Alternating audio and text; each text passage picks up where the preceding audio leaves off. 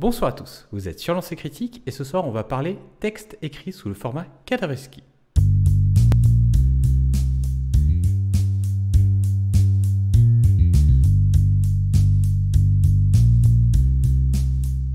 Vous connaissez peut-être ce jeu qui consiste à faire un dessin par plusieurs personnes sans qu'aucune d'elles ne sache ce qu'ont fait les autres. Sur l'initiative de Monsieur Filou et avec 7 autres participants, nous nous sommes essayés à l'exercice mais sous le format d'un texte complet. Le but n'étant pas de créer des histoires narrativement cohérentes, mais au contraire d'obtenir des histoires surréalistes. Si vous êtes tenté par l'exercice, voilà comment nous avons procédé. Nous sommes partis sur un rythme d'un texte par jour. Le premier jour, nous avons tous écrit le début d'une histoire autour du thème « Vol vers l'inconnu », sous la forme d'un paragraphe court d'environ 5 lignes. Puis, nous l'avons envoyé au jour suivant. Nous avons donc tous reçu un message avec un fragment d'histoire et nous en avons écrit la suite, toujours sous le format d'un paragraphe court.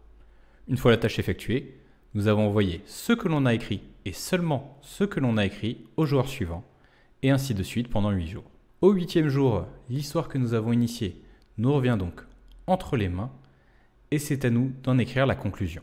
Ce soir, nous allons vous présenter les 8 textes qui sont ressortis de cet exercice, lus par leur initiateur, et en discuter.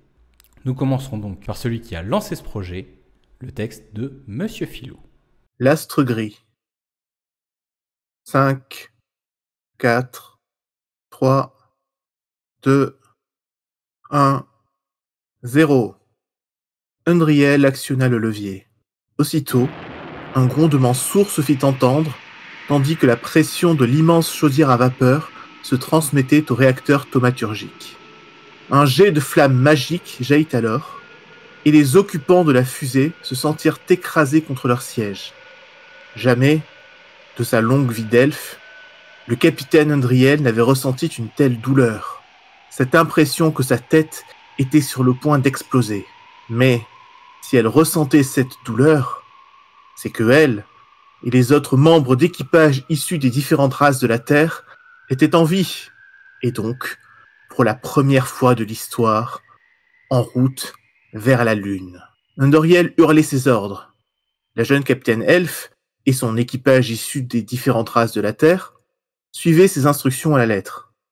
Délester les accélérateurs de gaz. Vérifier la pression. Contrôler l'assiette de virée. Oui, tu parles, bougonnait Troun, le nain. Je sais ce que j'ai à faire.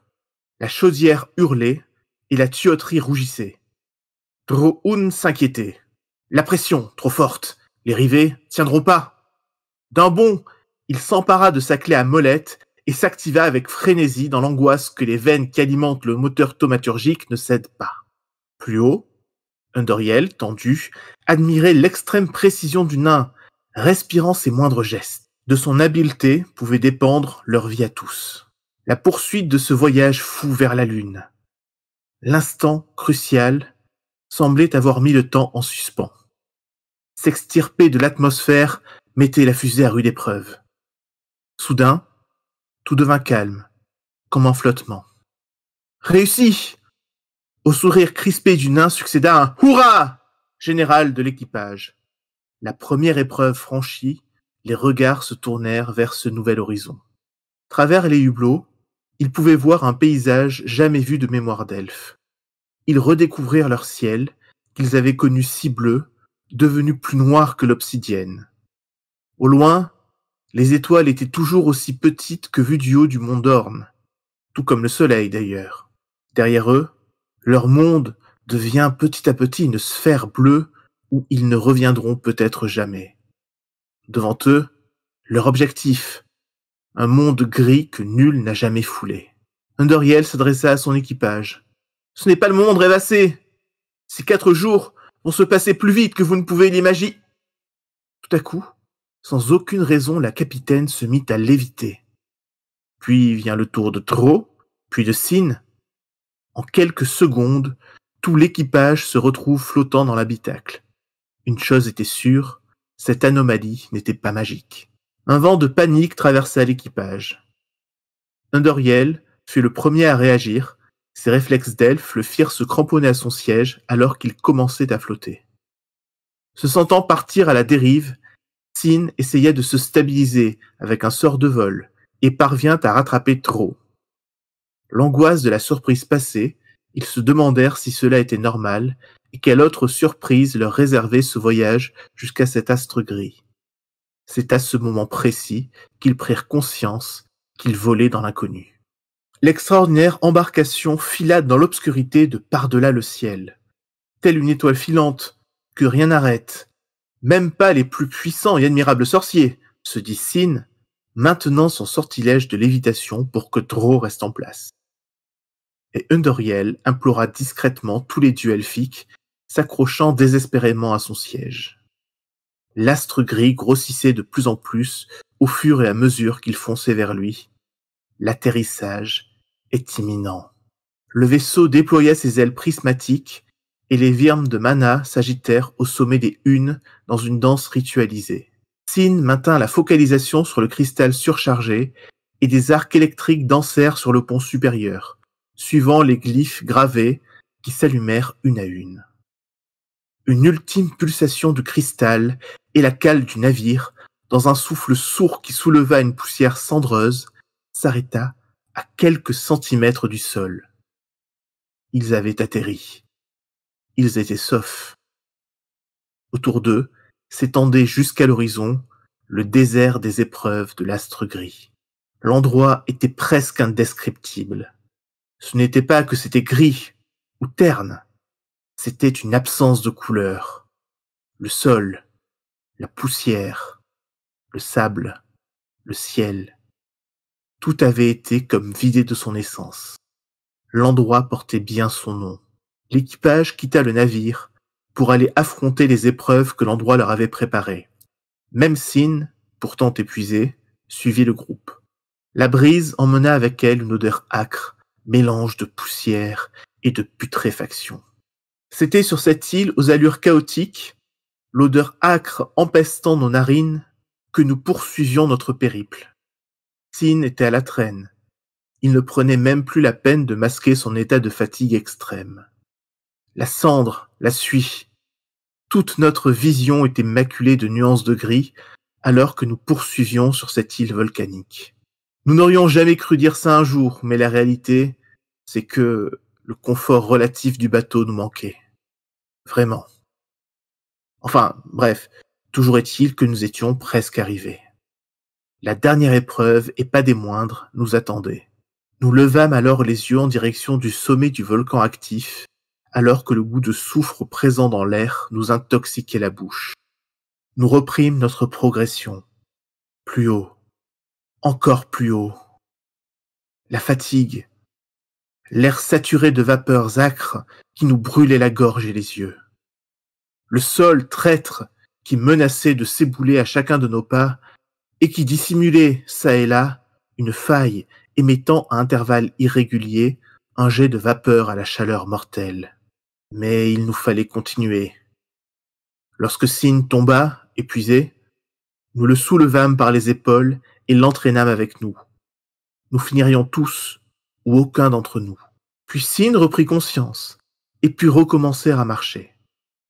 Petit à petit, nous nous sentîmes tous plus légers, moins incommodés par les vapeurs de soufre. Une vague de bien-être et de douce tranquillité nous envahissait. C'était la fin de l'épreuve. Nous arrivions au sommet. La pierre noire était là. Sans avoir besoin de parler, ni même de se regarder, à l'unisson, nous prîmes une dernière grande inspiration, puis touchâmes ensemble la pierre noire d'un même geste, et disparûmes de cette galaxie, pour réapparaître ailleurs. Le ciel était si vaste, notre voyage ne faisait que commencer. Et c'était notre premier cadavre exquis de la soirée, le cadavre de Monsieur Filou. Et on va lui poser la question tout de suite. Monsieur Filou, quelle idée tu avais en tête lorsque tu as écrit ton premier paragraphe? Où est-ce que tu avais envie que ça aille? Où est-ce que toi tu voulais aller? Alors, j'avais pas véritablement réfléchi à quelle en serait la finalité. En fait, comme je savais pas à quoi m'attendre, je savais pas comment les gens allaient, enfin comment l'exercice allait prendre, et j'avais volontairement pris un début classique de récit d'aventure classique, de poser juste une base qui permette, qui se prête bien à un côté feuilletonnant, où on passe d'aventure en aventure, de péripétie en péripétie, sans qu'il y ait forcément un but bien défini. Je m'attendais à ce que ça ne se borne pas à juste un voyage jusqu'à la Lune, point barre. Mais je ne savais pas du tout, et j'avais pas spécialement d'attente sur dans, dans quel contexte mes personnages allaient se retrouver. Et du coup, question en suivante. Est-ce que lorsque tu as reçu l'avant-dernier paragraphe, donc juste avant de conclure l'histoire, est-ce que tu étais surpris, satisfait, curieux? Quel était ton état d'esprit et du coup comment as-tu réussi à boucler ta fin? J'ai été surpris. En fait, je pense que le point qui m'a le plus surpris, je m'attendais à ce qu'il y ait à ce que ce ne soit pas totalement cohérent avec ce que j'avais écrit à la base. Le fait que le vaisseau soit passé de fusée à bateau, je comprenais comment ça avait pu arriver. Pareil pour la disparition de la Lune au profit d'une terre, d'une île grise. Ce qui m'a le plus surpris, c'est que c'était passé d'une narration, moi je l'avais écrit sans narrateur, donc en observateur extérieur, et ça s'était transformé en narration à la première personne. Et c'est ça qui m'a vraiment surpris, et au point que je me suis demandé si il n'y avait pas eu un cafouillage dans le déroulement de l'exercice, et si finalement le texte que j'avais reçu ne correspondait pas forcément à la suite de l'histoire que j'avais initiée. Il se trouve que non. Et par ailleurs, je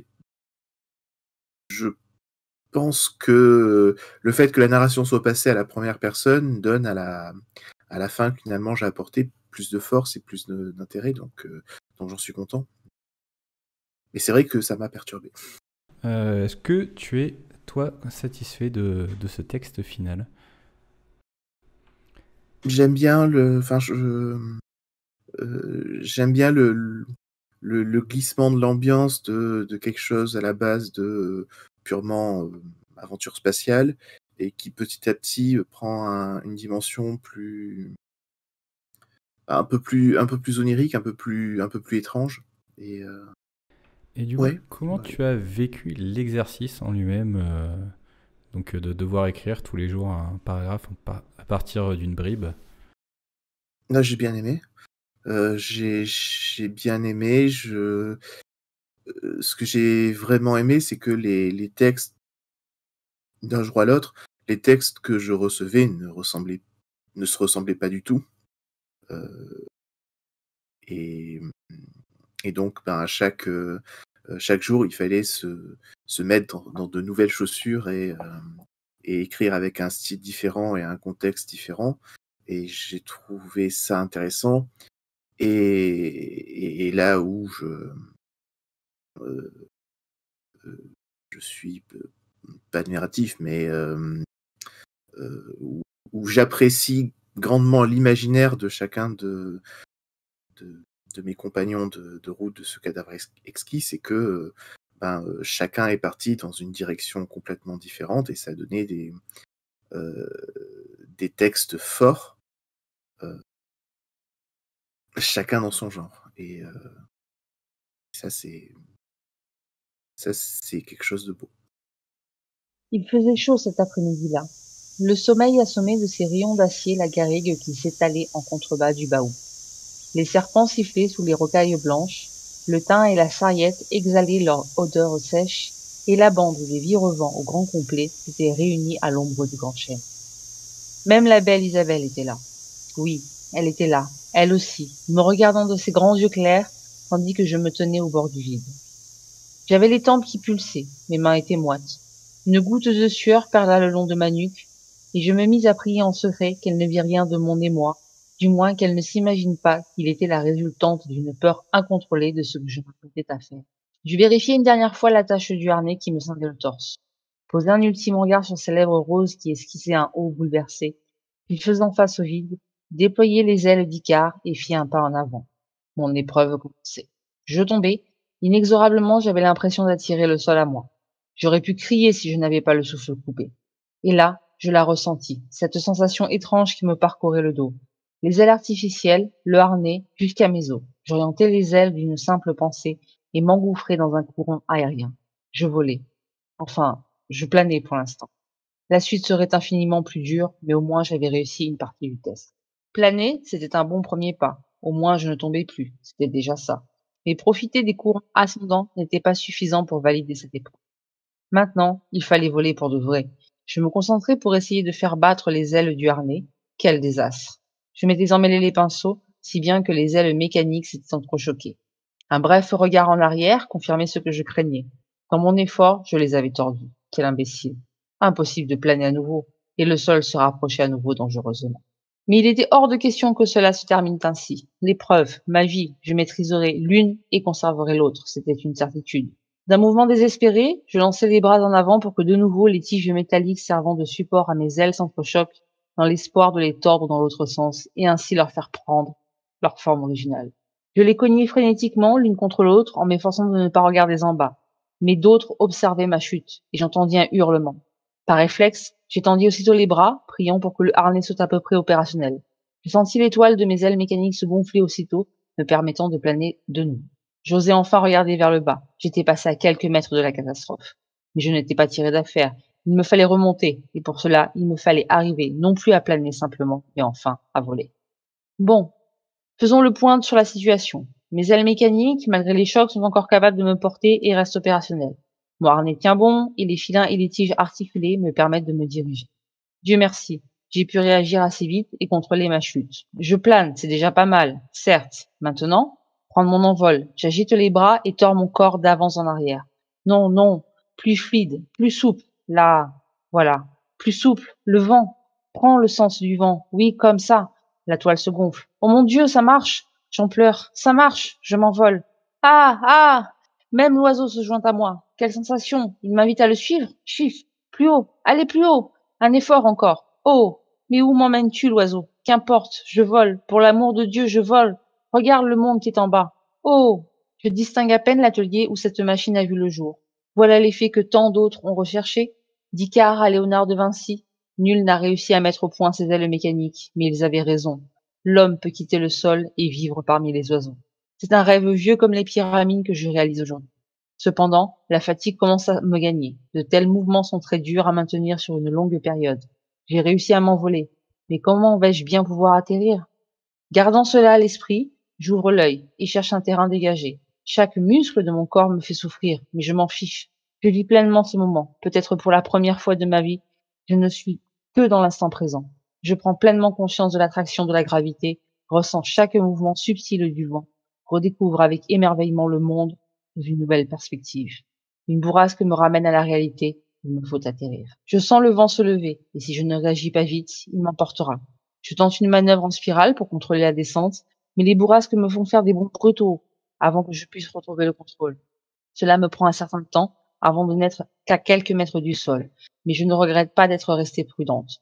Je me penche en arrière, mes muscles se contractent instinctivement, mes jambes s'élancent en avant, 3, 2, 1, je touche enfin le sol. Une brève course, et me revoilà enfin sur notre bonne vieille terre. La garrigue a pris une couleur mordorée, le ciel se teinte de nuances violettes vers l'est, et une douce brise agite les lavandes. Le ciel répond à la terre, et l'espace d'un instant, ils ne font qu'un. Au-dessus de ma tête, les martinets poussent leurs cris stridents. Je fais sauter la boucle de mon harnais, et mes ailes tombent au sol. L'épreuve est terminée. Mes yeux suivent la danse qui se fait plusieurs mètres au-dessus de moi, et je me laisse tomber dans les graminées, et croisant les mains sous ma tête, me met à rêver. Isabelle, as-tu vu? Et on est de retour.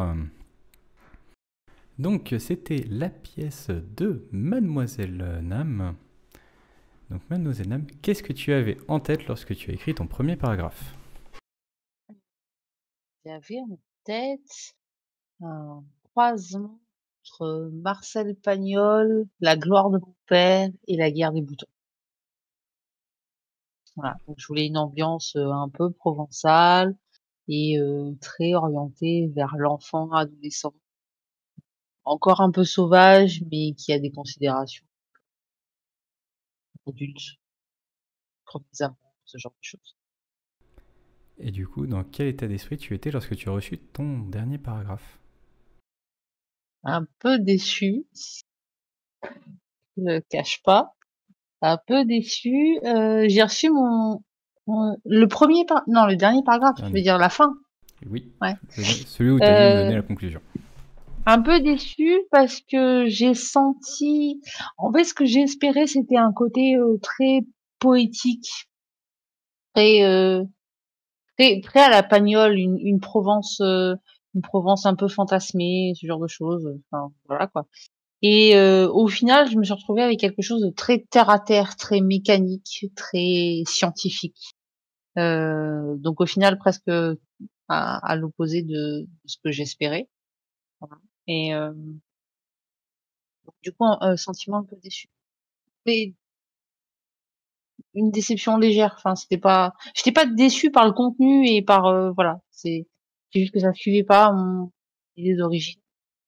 Donc c'est qu'au final, j'ai peut-être pas réussi à transmettre ce que je voulais. Et donc, comment tu as vécu cet exercice d'écrire un texte Ultra pour un jeu? intéressant, super intéressant, pas évident du tout, parce que il faut savoir à la fois analyser le style d'écriture, trouver les bons mots, les bonnes formulations pour répondre au style d'écriture et que ça colle plus ou moins. Euh, il y a eu des moments faciles, il y a eu des moments vachement plus durs. Euh, je trouve que c'est très stimulant pour l'esprit. Donc exercice intéressant. Par curiosité, pourquoi Pagnol? Parce Je- que ouais. non, je Bah, savais simplement. déjà parce que j'habite en Provence, j'ai toujours vécu en Provence, donc la Provence m'est chère, je trouve que c'est une belle région et aussi parce que, j'ai un fort affect pour, La gloire de mon père,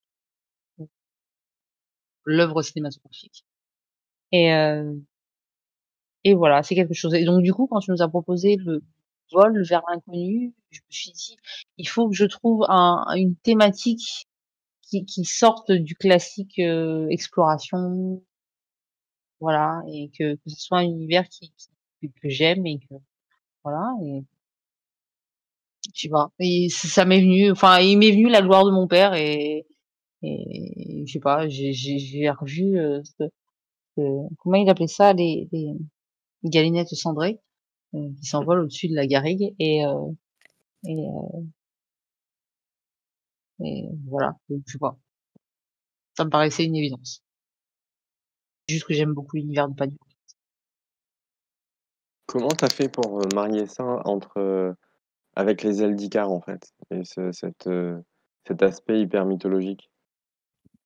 Bah, en fait, je me suis dit: «Tu es une bande de gamins, genre presque adolescents, tu et tout, et tu veux faire» en fait, c'était ça mon postulat de base. Je me suis dit: «Je vais mettre en scène une bande de gamins». Parce que je voulais que ce soit à la croisée avec, La guerre des boutons, enfin, genre ambiance guerre des boutons, genre je voulais une Provence, clanique, pas la communauté, et tout et je me suis dit: «Putain, tu encore des enfants, tu es un peu des adolescents, quel type de conneries tu peux faire quand tu es dans ta Provence?» Voilà et en fait, je me suis mis à la place et je me suis dit: «Putain, c'est le genre de bêtises que j'aurais pu faire» et lié à la thématique de Filou, donc du coup, le vol vers l'inconnu, enfin, ouais, enfin, je sais pas, pour vous, mais j'ai déjà fait ce genre de conneries, de sauter et de faire des voilà, 400 coups. Tu reviens à la maison, tu es écorché, tu te prends une rousse par sa mère parce que tu as abîmé ton pantalon et je voyais tout cet imaginaire-là et je me suis dit: «Bah, du coup, la thématique imposée, c'est le vol. Et ben, imaginons des gamins qui ont fabriqué avec de briques et de broc des ailes car, enfin des genres de ailes mécaniques Et c'est un peu genre, je sais pas, je voyais ça un peu comme, l'épreuve pour rentrer dans la bande. Heu, ça fait appel à des souvenirs d'enfance. Heu, j'ai connu des épreuves et c'est souvent des trucs un peu OK. Et du coup, quand tu as écrit le premier paragraphe, est-ce que tu as imaginé dans quelle direction l'histoire, devait aller et à quoi ressemblerait le dernier paragraphe que tu aurais aimé écrire? Heu, Oui, j'ai imaginé version très poétique d'exploration justement, genre, le gamin, heu, le gamin amoureux qui saute en haut de la falaise et qui voilà et donc qui voit finalement ce Gary, on va dire d'une façon poétique. Ça, c'était ma première espérance et la deuxième espérance, c'était, que ça bascule complètement et qu'on parte sur du fantastique, complet et que, finalement, on quitte justement cette Provence très, très réaliste, même si elle est fantasmée, mais très réaliste et qu'on passe sur quelque chose qu'à partir du moment où le gamin, en fait, saute la falaise, il se passe un truc. Enfin, j'en sais rien, on appelle ça portail dimensionnel, saut dans le temps, voilà et qui est que du coup, on est à un univers complètement différent, qui fasse rupture avec, Vol vers l'inconnu. C'est le nom du bouquin qu'on a retrouvé sur le gamin. Sombre histoire qui commence à 7 heures ce matin quand j'ai reçu un appel de la police. C'est rare que ces PNQ fassent appel à un privé comme moi. Je perds pas de temps. Je prends mon appareil photo et mon paquet de Lucky et direction la scène de crime. 5 minutes plus tard, je remonte la 16e avenue à bord d'un taxi conduit par un certain Pravan Srinivasan. C'est du moins ce qu'indique sa licence. Il me dépose au croisement de la 11e et de la 2e à un bloc de la fosse. Je lui laisse un généreux pourboire en claquant la porte du taxi. Remonte sur mes oreilles le col de mon manteau. Il fait froid, voire même glacial en ce mois de décembre. Je franchis les quelques mètres qui me séparent de la fosse et déjà les devantures des boutiques annoncent la proximité de cette zone qui n'existe pour aucun politicard, ni aucun philanthrope, où personne ne s'y arrête, personne n'y travaille et où pourtant ils vivent plus de 15 000 sans-abri, ce qui doit pas moins représenter 90% de la population SDF de la ville. Je m'y engouffre, bien obligé, avec les règles habituelles que je me suis fixées. Pas de personne, juste j'avance en sachant où je vais. Si je m'arrête ou jette un œil, je pourrais voir quelque chose que je ne veux pas, ou pire, que je n'aurais pas dû voir. Et là, le couteau dans la carotide est vite arrivé. On oublie trop souvent que l'appellation coupe-gorge a une origine. Quand on sait où on va, c'est différent. Ici aussi, il y a des clans, des castes, des hiérarchies, et personne ne voudrait commettre d'impair. Le temps d'y réfléchir, je suis déjà devant la porte bleue, cette imposante porte en métal dont la peinture s'effiloche par endroits. Enfin, donc, cette porte bleue. Pour quitter l'insécurité de la rue et me réfugier dans le théâtre. Je suis arrivé en premier. Nul visiteur, nul comédien. Je m'avance pour présenter mon ticket. Le terme de vieille chouette a été, je pense, conçu spécifiquement pour la personne qui me le prend des mains, sans la moindre politesse, se contentant de me regarder d'un air suspicieux par-dessus ses lunettes carrées. Je ne peux pas m'empêcher de murmurer « vieille pique » au moment de m'éloigner, ce qu'elle entend, bien évidemment. Trop aimable, l'entends-je grincer dans mon dos. Je la laisse dire et passe les portes battantes, donnant sur la salle proprement dite. Je m'arrête, pensant qu'une ouvreuse viendrait peut-être me chercher pour me conduire à ma place, à l'un de ces fauteuils en faux cuir rouge qui avaient connu des jours meilleurs. Ce n'est pas le cas, et je regarde le talon de mon ticket. Aucun numéro de place n'est spécifié. Je repère une sortie de secours, proche de la Seine, côté jardin. Je descends les marches et parcours l'allée pour m'installer à l'une des places les plus proches de cette sortie. Je jette un coup d'œil vers les portes battantes. Apparemment, personne ne m'a suivi. Je respire, puis jette un coup d'œil à la Seine, qu'aucun rideau rouge ne dissimule. Je n'y vois aucun décor, et comme ça l'accessoire, une grosse boule translucide, comme celle des diseuses de Bonaventure, posée sur un guéridon. Sans savoir pourquoi, j'ai du mal à détacher mon regard de cette boule. L'impression inexplicable qu'elle veut me montrer quelque chose que je n'ai pas envie de voir. Je secoue la tête. C'est ridicule. Pourtant, elle m'appelle. Dans ce vieux cinéma décrépit, vestige d'un âge révolu, cette sphère cristalline qui trône au centre de la scène me subjugue, littéralement. C'est dément. M'entends-je dire à haute voix? Le silence rompu au son de mes propres mots, je réalise soudain l'absurde situation. Je regarde mon ticket. Non, rien de plus. Je reste plantée là, attendant je ne sais quoi. Une bohémienne va-t-elle faire son apparition? La boule va-t-elle se mettre à bouger ou quoi? Quelque chose? Allons, ce n'est pas sérieux. Je regarde derrière moi et la salle est toujours vide. Personne ne m'a suivi. Donc, Mon soulagement s'efface rapidement dans cette salle désespérément vide. Ne pouvant plus, je quitte mon siège et monte sur la scène. La boule se met à pulser. Tout à coup, je m'effondre. Enfin, mon corps s'effondre. Moi, je reste debout, face à cette sphère, en train d'émettre de manière régulière des ondes remplissant la pièce et me traversant de part en part. Me retournant, je vois mon corps immobile au sol. Qu'est-ce qui se passe dans ce cinéma? Me dis-je en reculant de quelque part, horrifié par cette vision de mort. Je heurte le piédestal et la sphère tombe au sol dans un vacarme grandissant. Et une voix s'écrie. Qui va là? Je vois une silhouette en uniforme s'approcher de moi. Enfin, de mon corps inanimé en face de moi. J'essaie de lui parler, mais il ne semble pas m'entendre. Il secoue mon corps, mais je ne ressens rien. La sphère à mes pieds continue d'émettre ses pulsations. Je la saisis, je sens son énergie se déverser en moi. Elle me submerge totalement. Je me sens partir. Le cinéma disparaît sous mes yeux. Pendant un instant, tout n'est plus que pure lumière. Puis j'arrive enfin à distinguer quelque chose. Je plisse les yeux, un peu groggy. Un clignotement rouge à côté de moi attire mon regard. Mais il me faut un moment pour m'habituer à la lumière du jour qui traverse les stores de la fenêtre de mon studio. J'ai un mal de tête de lendemain cuite terrible et pas les idées claires. Et ce foutu réveil matin n'arrange rien. Je donne un grand coup dessus pour arrêter son vacarme. Je viens tout juste de retrouver un peu de tranquillité quand le téléphone se met à sonner. Il est 7 heures. C'est un peu tôt pour un client. Je décroche, c'est la police. Une histoire sordide. Un gamin retrouvé mort. Le flic dans le combiné me dit qu'ils ont rien trouvé comme indice, à part un truc étrange. Un bouquin qui avait le gamin sur lui. Vol vers l'inconnu. Mademoiselle Mary, qu'est-ce que tu avais en tête quand tu as commencé ton texte? Un polar. Oh là, ça va pas du tout la voix. Ah, t'es... Ouais. Bon. Je ne partage pas ton opinion. Ah, en fait, je trouve que la voix est un peu trop... Enfin, j'ai une voix trop aiguë. J'aurais bien aimé ça, une voix de femme beaucoup plus rock ou une voix d'homme plus... Voilà, plus... Bon, c'est pas grave. Mais c'est marrant, franchement, hein, c'est trop intéressant. Mais à la base, je voulais vraiment faire un polar.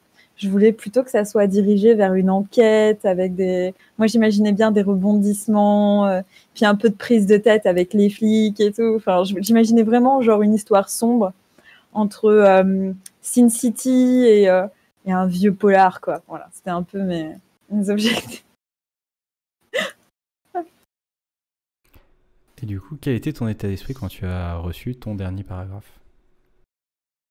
La confusion. J'étais confuse. J'étais confuse. Mais quoi? C'est quoi? Magie? Quoi? C'est vraiment le mien? C'est quoi? Ça n'a rien à voir. Comment est-ce qu'on est parti d'une histoire sombre, noire, avec un meurtre? En plus, c'est un enfant. Enfin, bon, peut-être que c'est un peu choquant, mais je voulais pas forcément qu'on voit qu'il y ait une description de la victime. Je voulais juste que ça parte vraiment sur une histoire sordide, un truc sombre, obscur, peut-être avec effectivement des complots, un truc de politicien, un truc à la Sin City. Et en vrai, t'as la boule de sphère qui brille au milieu d'un théâtre, mais on est où? Mais qu'est-ce qui se passe? Qu'est-ce que vous m'avez fait? Donc, je me suis dit, après j'ai dû réécrire un paragraphe, et là je me suis dit on va changer. Je vais plus partir sur un truc sombre, fantastique. Pourquoi pas, genre, je sais plus comment il s'appelle ce film, Histoire sans fin. Un truc où en gros le type il arrive pas à sortir de son cauchemar, il arrive pas à sortir un jour sans fin, je crois. Un jour sans fin, je crois aussi. Ouais.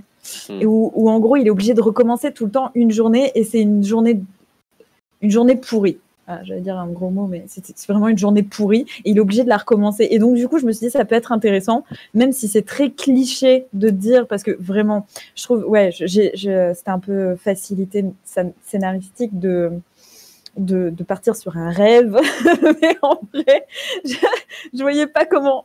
Qu'est-ce que vous m'avez fait? Voilà, là, j'étais choquée. Et du coup, comment tu as vécu cet exercice, cette écriture jour après jour? J'ai dit plusieurs fois, mais avec plaisir, je le répète, ça a été une très très bonne leçon sur le lâcher prise. Ok, les choses vont pas se passer comme tu veux, mais c'est pas grave, le monde va continuer de tourner, et puis ça t'empêche pas de rebondir et de trouver quelque chose d'autre, et ça apprend aussi à composer avec les gens. Des fois, on se retrouve dans des situations où plusieurs personnes n'ont pas le même avis. Et écoute, c'est pas forcément ton avis qui compte. Oui, on va peut-être suivre l'avis de quelqu'un d'autre. C'est pas grave. C'est comme ça. C'est peut-être mieux même. On sait pas. Donc, du coup, en fait, moi, ça m'a appris ce que j'appelle le lâcher prise. Ça veut dire faire confiance et puis au pire, bon, bah, c'est pas grave, quoi, c'est différent.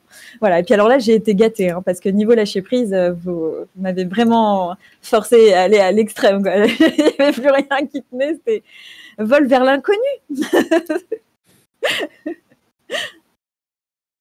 Alors, avant de poser une question, moi j'ai juste une remarque pour dire que je suis également en désaccord sur le fait que au niveau de la voix, moi j'ai trouvé que tu l'as lu parfaitement bien. On sentait bien le côté polar au début et on sent bien le glissement étrange et la voix reste adaptée et cohérente. Et non, Merci, c'est gentil. J'ai un léger commentaire moi à faire sur le texte qui est passé à un moment donné, qui m'est passé entre les mains et qui concerne celui de Mary. C'est l'ambiance. J'avais du mal à comprendre comment on en est arrivé. Enfin, l'avant, l'après, je voyais pas très bien quelle était la situation et je me suis juste fié à l'ambiance. Et je pense que ce qui a été super bien respecté, principalement, c'est très mis en lumière dans le tien, c'est cette ambiance que tu as imposée au début et qui est restée, et qui reste le fil conducteur jusqu'au bout. Et voilà, c'était juste pour dire que c'était quand on n'a pas d'autres ficelles à tirer, et on peut se fier à ce genre de choses, et c'était super bien posé. Et au final, je trouve que l'ensemble du texte, au niveau de l'ambiance, il suit un fil conducteur qui va bien du début jusqu'à la fin. Mais clairement, totalement. J'ai même été vraiment surprise parce que autant le scénario porte bleu, arriver dans un cinéma, puis théâtre, puis la boule, la sphère, j'ai pas tout suivi. On est d'accord, c'est le concept même du cadavre exquis. Par contre, les jeux de mots, les petites blagues noires, les petites, comment on appelle ça, les petites manies en fait du style je remets mon impair et tout ça, mais c'est resté. Enfin vraiment, chacun a mis sa petite goutte d'humour noir, enfin d'humour un peu acerbe, un peu et c'est resté. Ouais, c'est vraiment très très cool ça. Autant la fois avec la personne lapin bêche là, il y a vraiment eu jusqu'à la fin. C'est ça, c'était vraiment très très bien. Ouais, il y a, comme tu dis, le fond est vraiment resté. Ouais, c'était très bien, c'était très intéressant. Moi, j'ai une question pour Mary. Je voulais savoir, en fait, si au final, quand tu as reçu ton cadavre exquis, est-ce que graphiquement, ça t'a inspiré? Est-ce que tu as vu quelque chose? Ah non.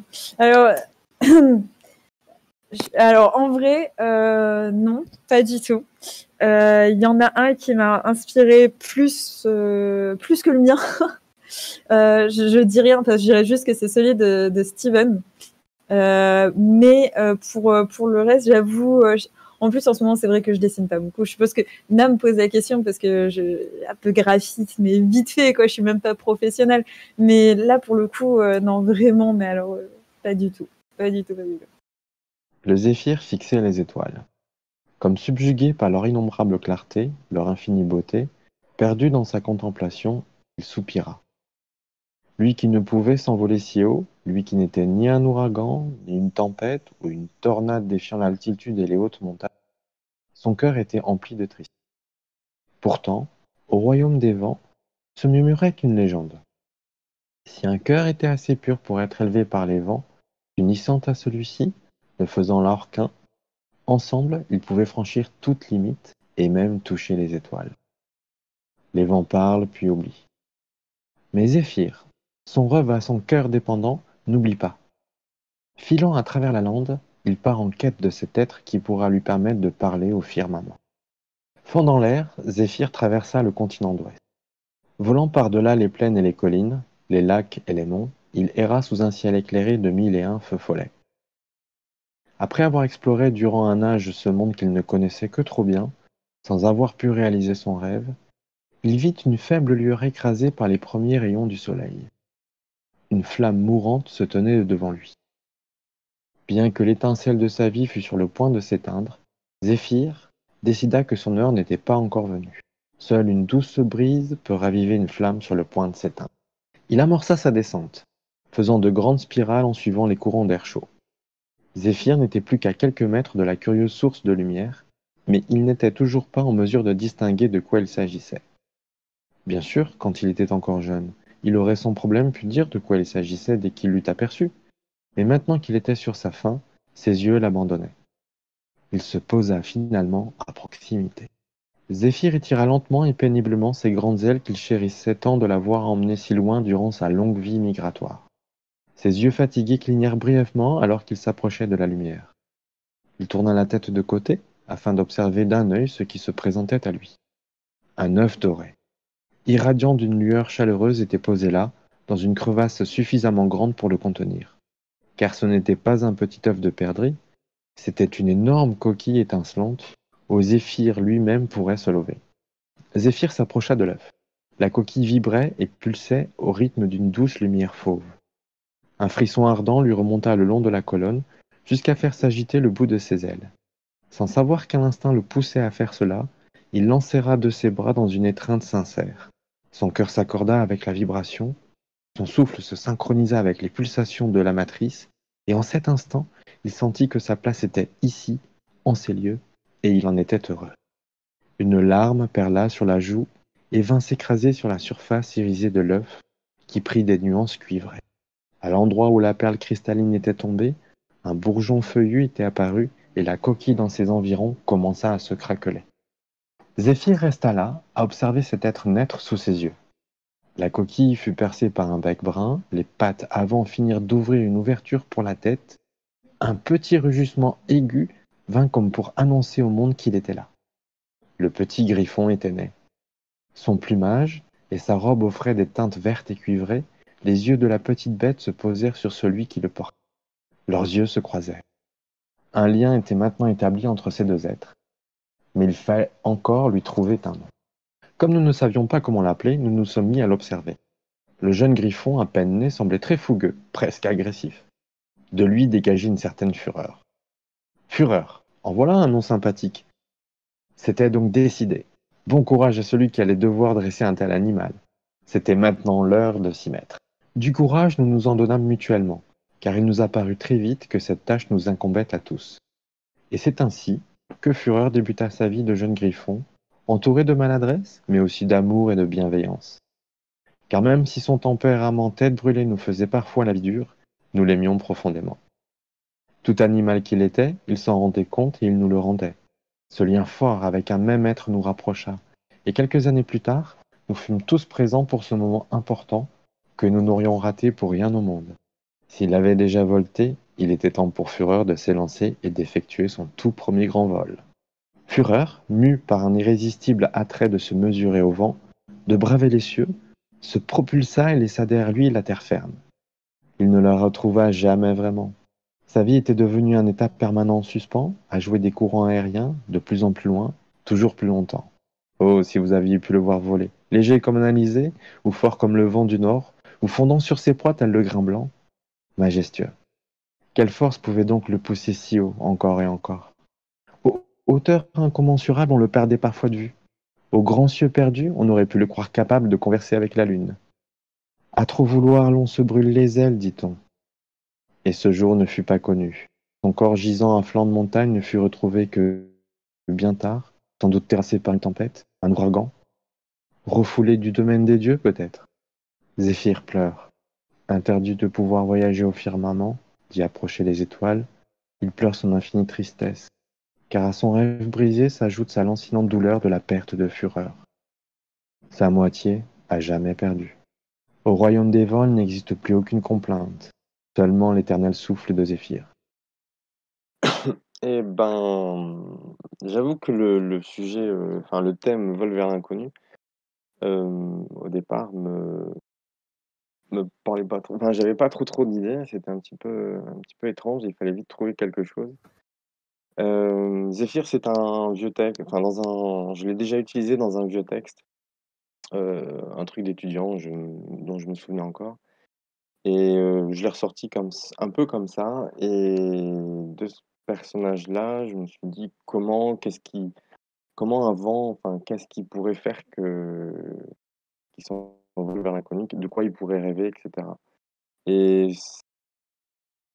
voilà, c'est en cherchant cette réponse-là que j'ai amorcé mon texte et après je me suis un peu laissé bercer, quoi. Et du coup, comment tu as vécu ce dernier paragraphe que tu as reçu? Avec grande surprise.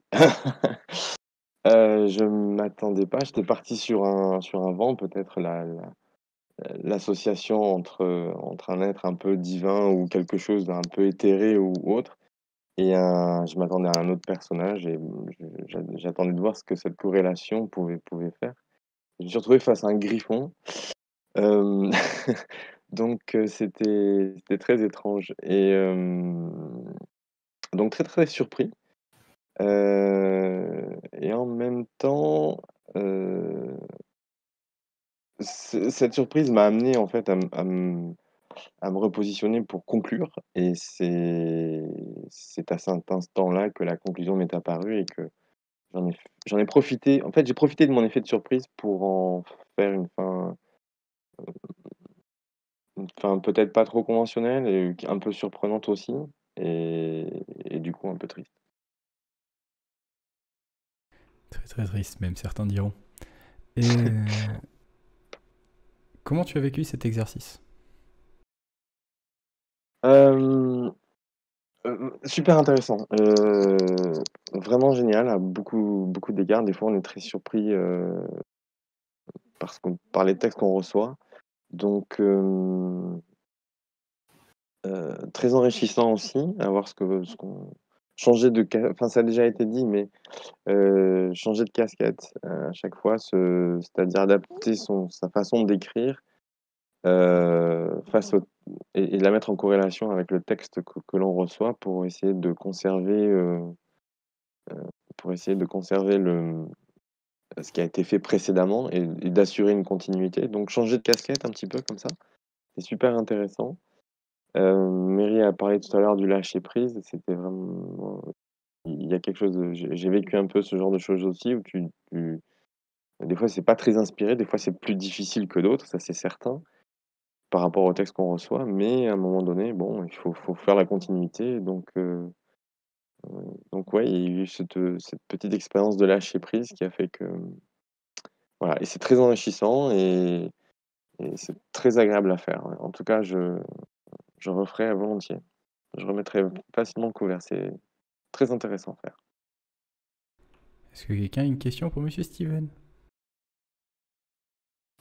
Moi, je voulais demander comment est-ce que tu as vécu la mort de la mort de Führer? Comment l'a pris ton petit cœur? Est-ce que ça va? Hem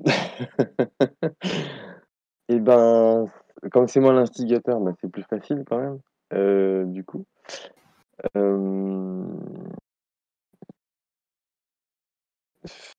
Comment dire? J'ai vraiment c'est peut-être un peu le reflet de mon effet de surprise, quoi, lorsque j'ai reçu le dernier texte. Heu, je suis resté sur cette impression-là et je l'ai retranscrit par écrit. Donc voilà. Mais non, ça va, je l'ai bien vécu, ouais. Au final, je me suis dit que ça pouvait être une fin sympa et différente de ce que peut-être les autres auraient pu faire, je pense. Enfin, c'est pas me différencier par rapport aux autres, c'était juste de faire quelque chose de voilà, de profiter de cet effet de surprise, de le retranscrire et de me dire: «Voilà, on va faire quelque chose de pas attendu». C'est tout. Et du coup, tout comme tu as dit que finalement pour Mon cadavre exquis, le fond était resté, est-ce que le tien finalement c'était pas cet aspect poétique et ces métaphores vraiment très, très douces, presque comme un conte, moi j'avais l'impression d'entendre un conte pour enfants finalement, vraiment très mélodieux et poétique. Est-ce que tu trouves que c'est resté jusqu'à la fin? Est-ce que tu as ce sentiment aussi que le fond est resté? Pardon, excuse-moi. Oui, dans l'absolu, absolument. Enfin, franchement, oui. Mmh. C'est alors le texte part un petit peu dans différents sens à plusieurs reprises. J'ai bien compris qu'on avait perdu un peu l'aspect original, en tout cas le postulat de base. Mais effectivement, oui, il y a cet aspect un petit peu poétique qui est retranscrit et qui se poursuit du début jusqu'à la fin, ouais, ouais. D'ailleurs, juste pour paraphraser, lorsque j'ai reçu le texte complet, J'attendais ça avec impatience, mais ma surprise a été nettement moins grande, en fait, que lorsque j'ai reçu, le dernier paragraphe. Lorsque j'avais reçu le dernier paragraphe et qu'il me fallait conclure, je me demandais vraiment ce qu'avaient pu faire les autres pour qu'on puisse en arriver là. Et au final, lorsque j'ai eu le texte complet, et ben, le mot que je vais employer est un peu trop fort, mais ça m'a réconcilié avec l'ensemble, quoi. En tout cas avec le texte. Bien que le mot est beaucoup trop fort, hein, on est d'accord. J'en ai pas d'autres qui me viennent à l'esprit là. Moi, c'est Donc, pas une agréable question. surprise. Oui, je voulais juste intervenir. C'est pas une question, mais c'est juste une remarque. C'est que alors le glissement, l'apparition d'incohérences au fur et à mesure de la déformation du texte est inhérent à l'exercice, et dans certains cas, je trouve que ça donne un résultat qui est vraiment intéressant, qui est enrichi et, euh, et que je ne regrette pas. Enfin, je trouve que voilà, ça apporte quelque chose. Je pense que ton texte, c'est celui peut-être qui en pâtit le plus. J'ai vraiment trouvé dommage la perte au fur et à mesure de ce personnage de Vent qui est central et qui donnait vraiment enfin, qui donnait une identité forte au texte. Et même si la tonalité globale se tient, j'ai trouvé vraiment dommage que cette information-là se soit perdue à un moment.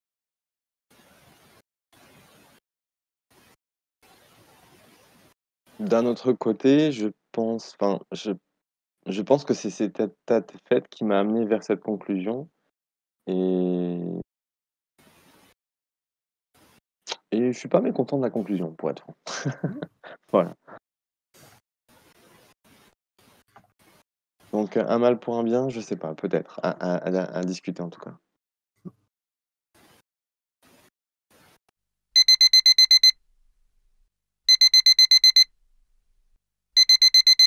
Et voilà, il sonne.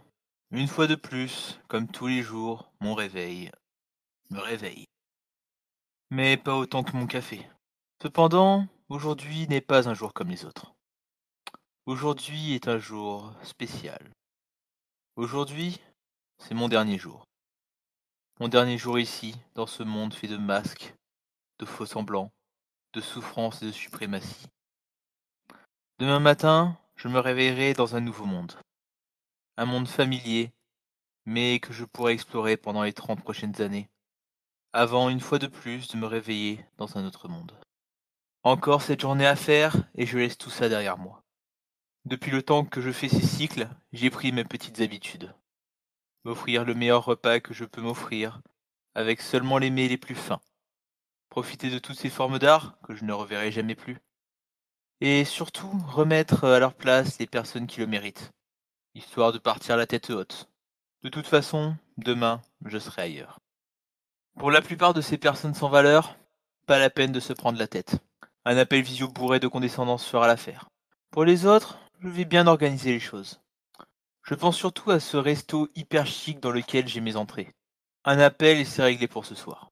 Je commence à préparer ma valise, puis moi, puis mon sac à main, avec un peu d'appréhension. Je déteste les adieux, et pourtant, j'en fais tout le temps. Il me faut un verre. Tous les adieux seront plus simples avec une vodka martini. Je quitte la chambre, non sans vérifier une dernière fois la tenue de mon eyeliner, et claque la porte en laissant derrière moi la valise. On verra cela plus tard. Le couloir est désert. Une ampoule grésille 3 portes plus loin. Ça sent un peu la cigarette. Arrivé devant les portes de l'ascenseur, je presse le bouton d'appel. Quelques secondes s'égrènent. L'ascenseur arrive, avec lui un groom en habit rouge. Mon Dieu que ça fait vieillot. La musique de l'appareil est aussi récente que l'habit de l'employé de l'hôtel. Toujours l'odeur de cigarette. Je sors de l'endroit exigu sans traîner et me dirige vers le bar. Je m'assieds, regarde le serveur et demande sans tarder ma vodka martini. Une nouvelle effluve de tabac m'assaillit. Je saisis mon verre et me retourne. Je porte donc ce verre de vodka martini à mes lèvres. Il a été fait au shaker, pas à la cuillère. Évidemment. Je ne bois pas, mais hume les effluves d'alcool afin de préserver mon nez de la forte odeur de tabac de Rebecca. Car oui, elle est là. Elle vient de passer devant moi, ou plutôt derrière moi. J'ai toujours trouvé ça curieux qu'une voleuse de sa trempe accepte d'avoir en permanence cette odeur caractéristique qui lui colle à la peau. Elle ne m'a pas vu. Tant mieux. C'est maintenant l'heure de la chasse. Je ferme les yeux et respire profondément, en quête d'une autre odeur, plus forte que celle du vodka martini shaker pas cuillère, plus forte même que l'odeur de l'immonde tabac que Rebecca s'obstine à fumer, l'odeur de l'argent. Un imbécile a décrété un jour que l'argent n'avait pas d'odeur. Et techniquement, il avait sans doute raison. Mais en pratique, c'est des conneries. Il en a une sacrée odeur même. Le parfum hors de prix, le cuir du fauteuil figé sous sa coupe de cigares et de produits d'entretien ésotérique. Le sang parfois, tout ça mélangé. Lorsque j'arrive de l'autre côté de la salle, tout ce beau monde a toujours la même odeur persistante. Mais de l'argent, il y en a un peu moins. La couronne ne me paie pas assez. Et j'ai envie de puer, moi aussi, de temps en temps. Bien sûr, ce n'était pas le but, juste un bonus. Le but, c'était de repérer parmi toutes ces poches la seule suffisamment bien gardée pour que même moi ait du mal à y accéder, la seule susceptible de contenir le colis. Un type ne pliant pas de mine, à côté d'un plateau de petits fours. Et Rebecca, quelques mètres derrière, prête à fondre sur sa proie qu'elle a évidemment repérée aussi. Ça va se jouer au finish. Je bondis et prends l'initiative. Je me dirige droit vers ma cible, m'empare d'une coupe au passage, et parcours les quelques mètres qui me séparent de lui. Du coin de l'œil, j'ai repéré Rebecca qui a le même but que moi. J'ai un meilleur timing. Je trébuche, sciemment bien sûr. Le garde s'interpose et me rejette, ce qui laisse une ouverture à Rebecca, qui s'empare du colis de ses mains expertes. Ce remue-ménage vite éludé, je rattrape Rebecca, qui tente de prendre la fuite au milieu de la piste de danse. C'est maintenant que ça va se jouer. D'un pas svelte, je l'enlace et la fais tourner. Surprise, elle s'exclame. Toute l'attention est sur nous. Bien.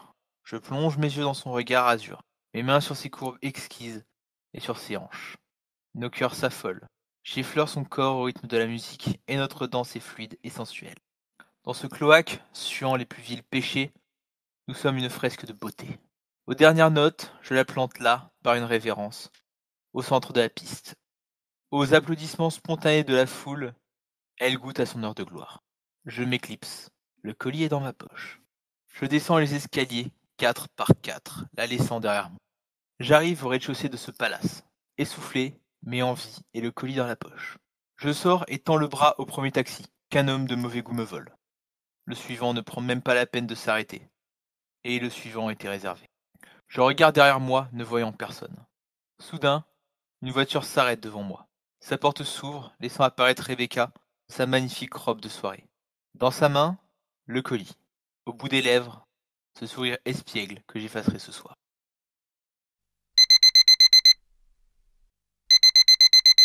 Et voilà, il sonne. Une fois de plus, comme tous les jours, mon réveil me réveille.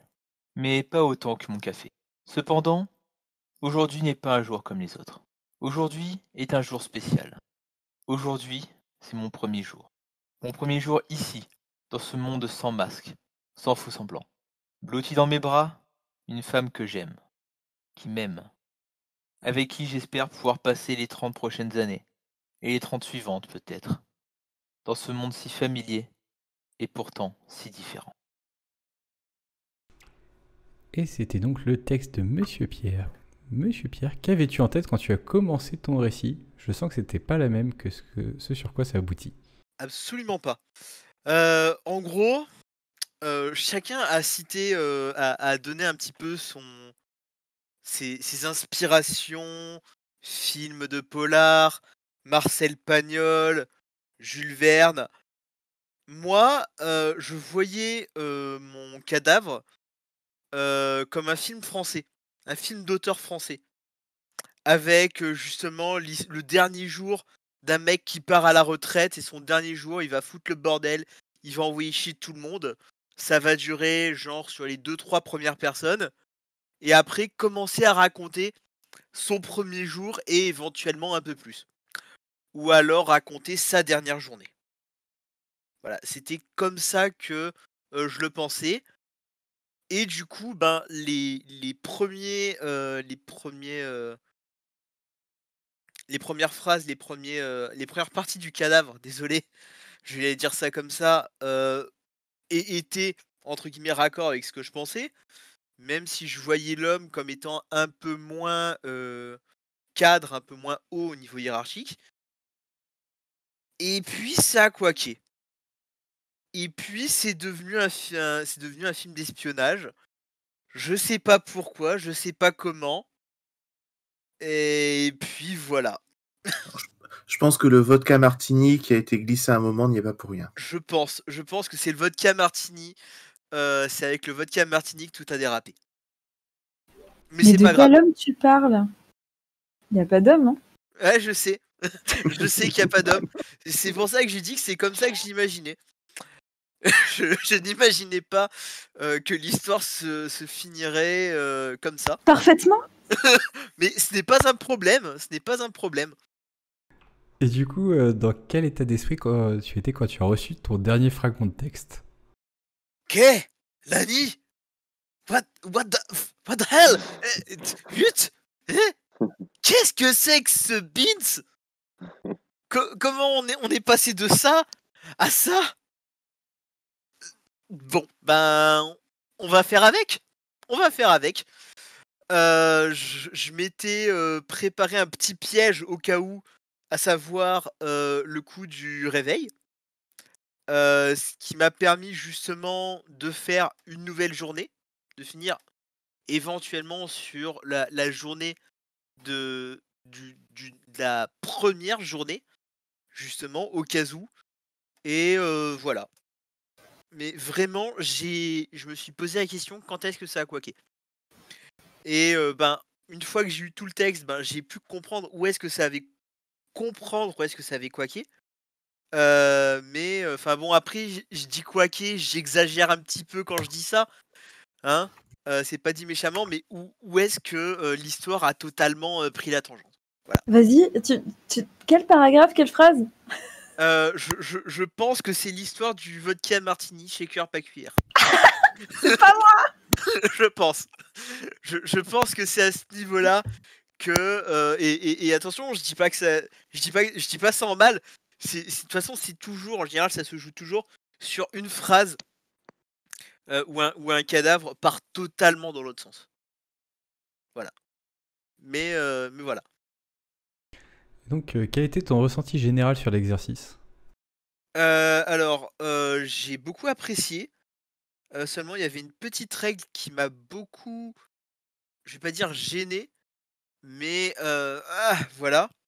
On s'était donné la règle d'envoyer sa partie du cadavre le soir à 20h.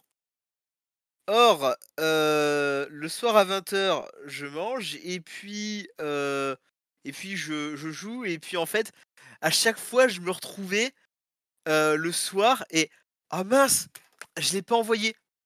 Alors en fait, j'avais toute la journée pour le faire, mais vu qu'il fallait l'envoyer le soir, ben je pensais pas le faire entre temps, donc c'est le petit point négatif que j'aurais à donner, mais ça c'est purement personnel et parce que je suis un petit emmerdeur qui est obligé de donner des points négatifs. Sinon, c'était très intéressant, très amusant, surtout quand on se retrouve à la fin avec l'histoire, avec son histoire, avec l'histoire des autres qu'on a commencé, enfin pas qu'on a commencé, mais qu'on avait continué. C'est vraiment très intéressant à voir. Et surtout à voir quand est-ce que ça a couaqué, Mademoiselle Vodka Martini. Vodka Martini, je sais pas à qui tu parlais, mais c'est Nam. Mais oui, c'est C'est Nam. Nam. C'est Nam. C'est pour ça que je disais Mademoiselle Vodka Martini. Oui, mais j'étais pas sûre, excuse-moi, je regardais pas l'écran, donc c'est parce que c'est pas moi. Moi, je lui ai juste fait prendre toi, un... Madame Eyeliner. Alors ça, c'est peut-être moi. C'est toi, je crois, Madame Mademoiselle Eyeliner. Je suis désolée, mais la première partie que j'ai reçue, moi, j'ai dit, ça doit être une gonzesse. Hein. Allez, c'est parti, sac à main, eyeliner et talons. Hein. Il n'y a aucun problème, il n'y a aucun problème. Je n'ai pas fixé le sexe du personnage au début. Je voyais pas l'intérêt en fait.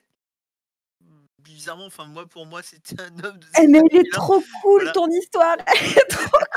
Voilà. Tu peux intervenir sur le changement de genre de ton personnage. Non mais j'ai En pas fait, je sais fixé, pas, honnêtement, ça changeait rien.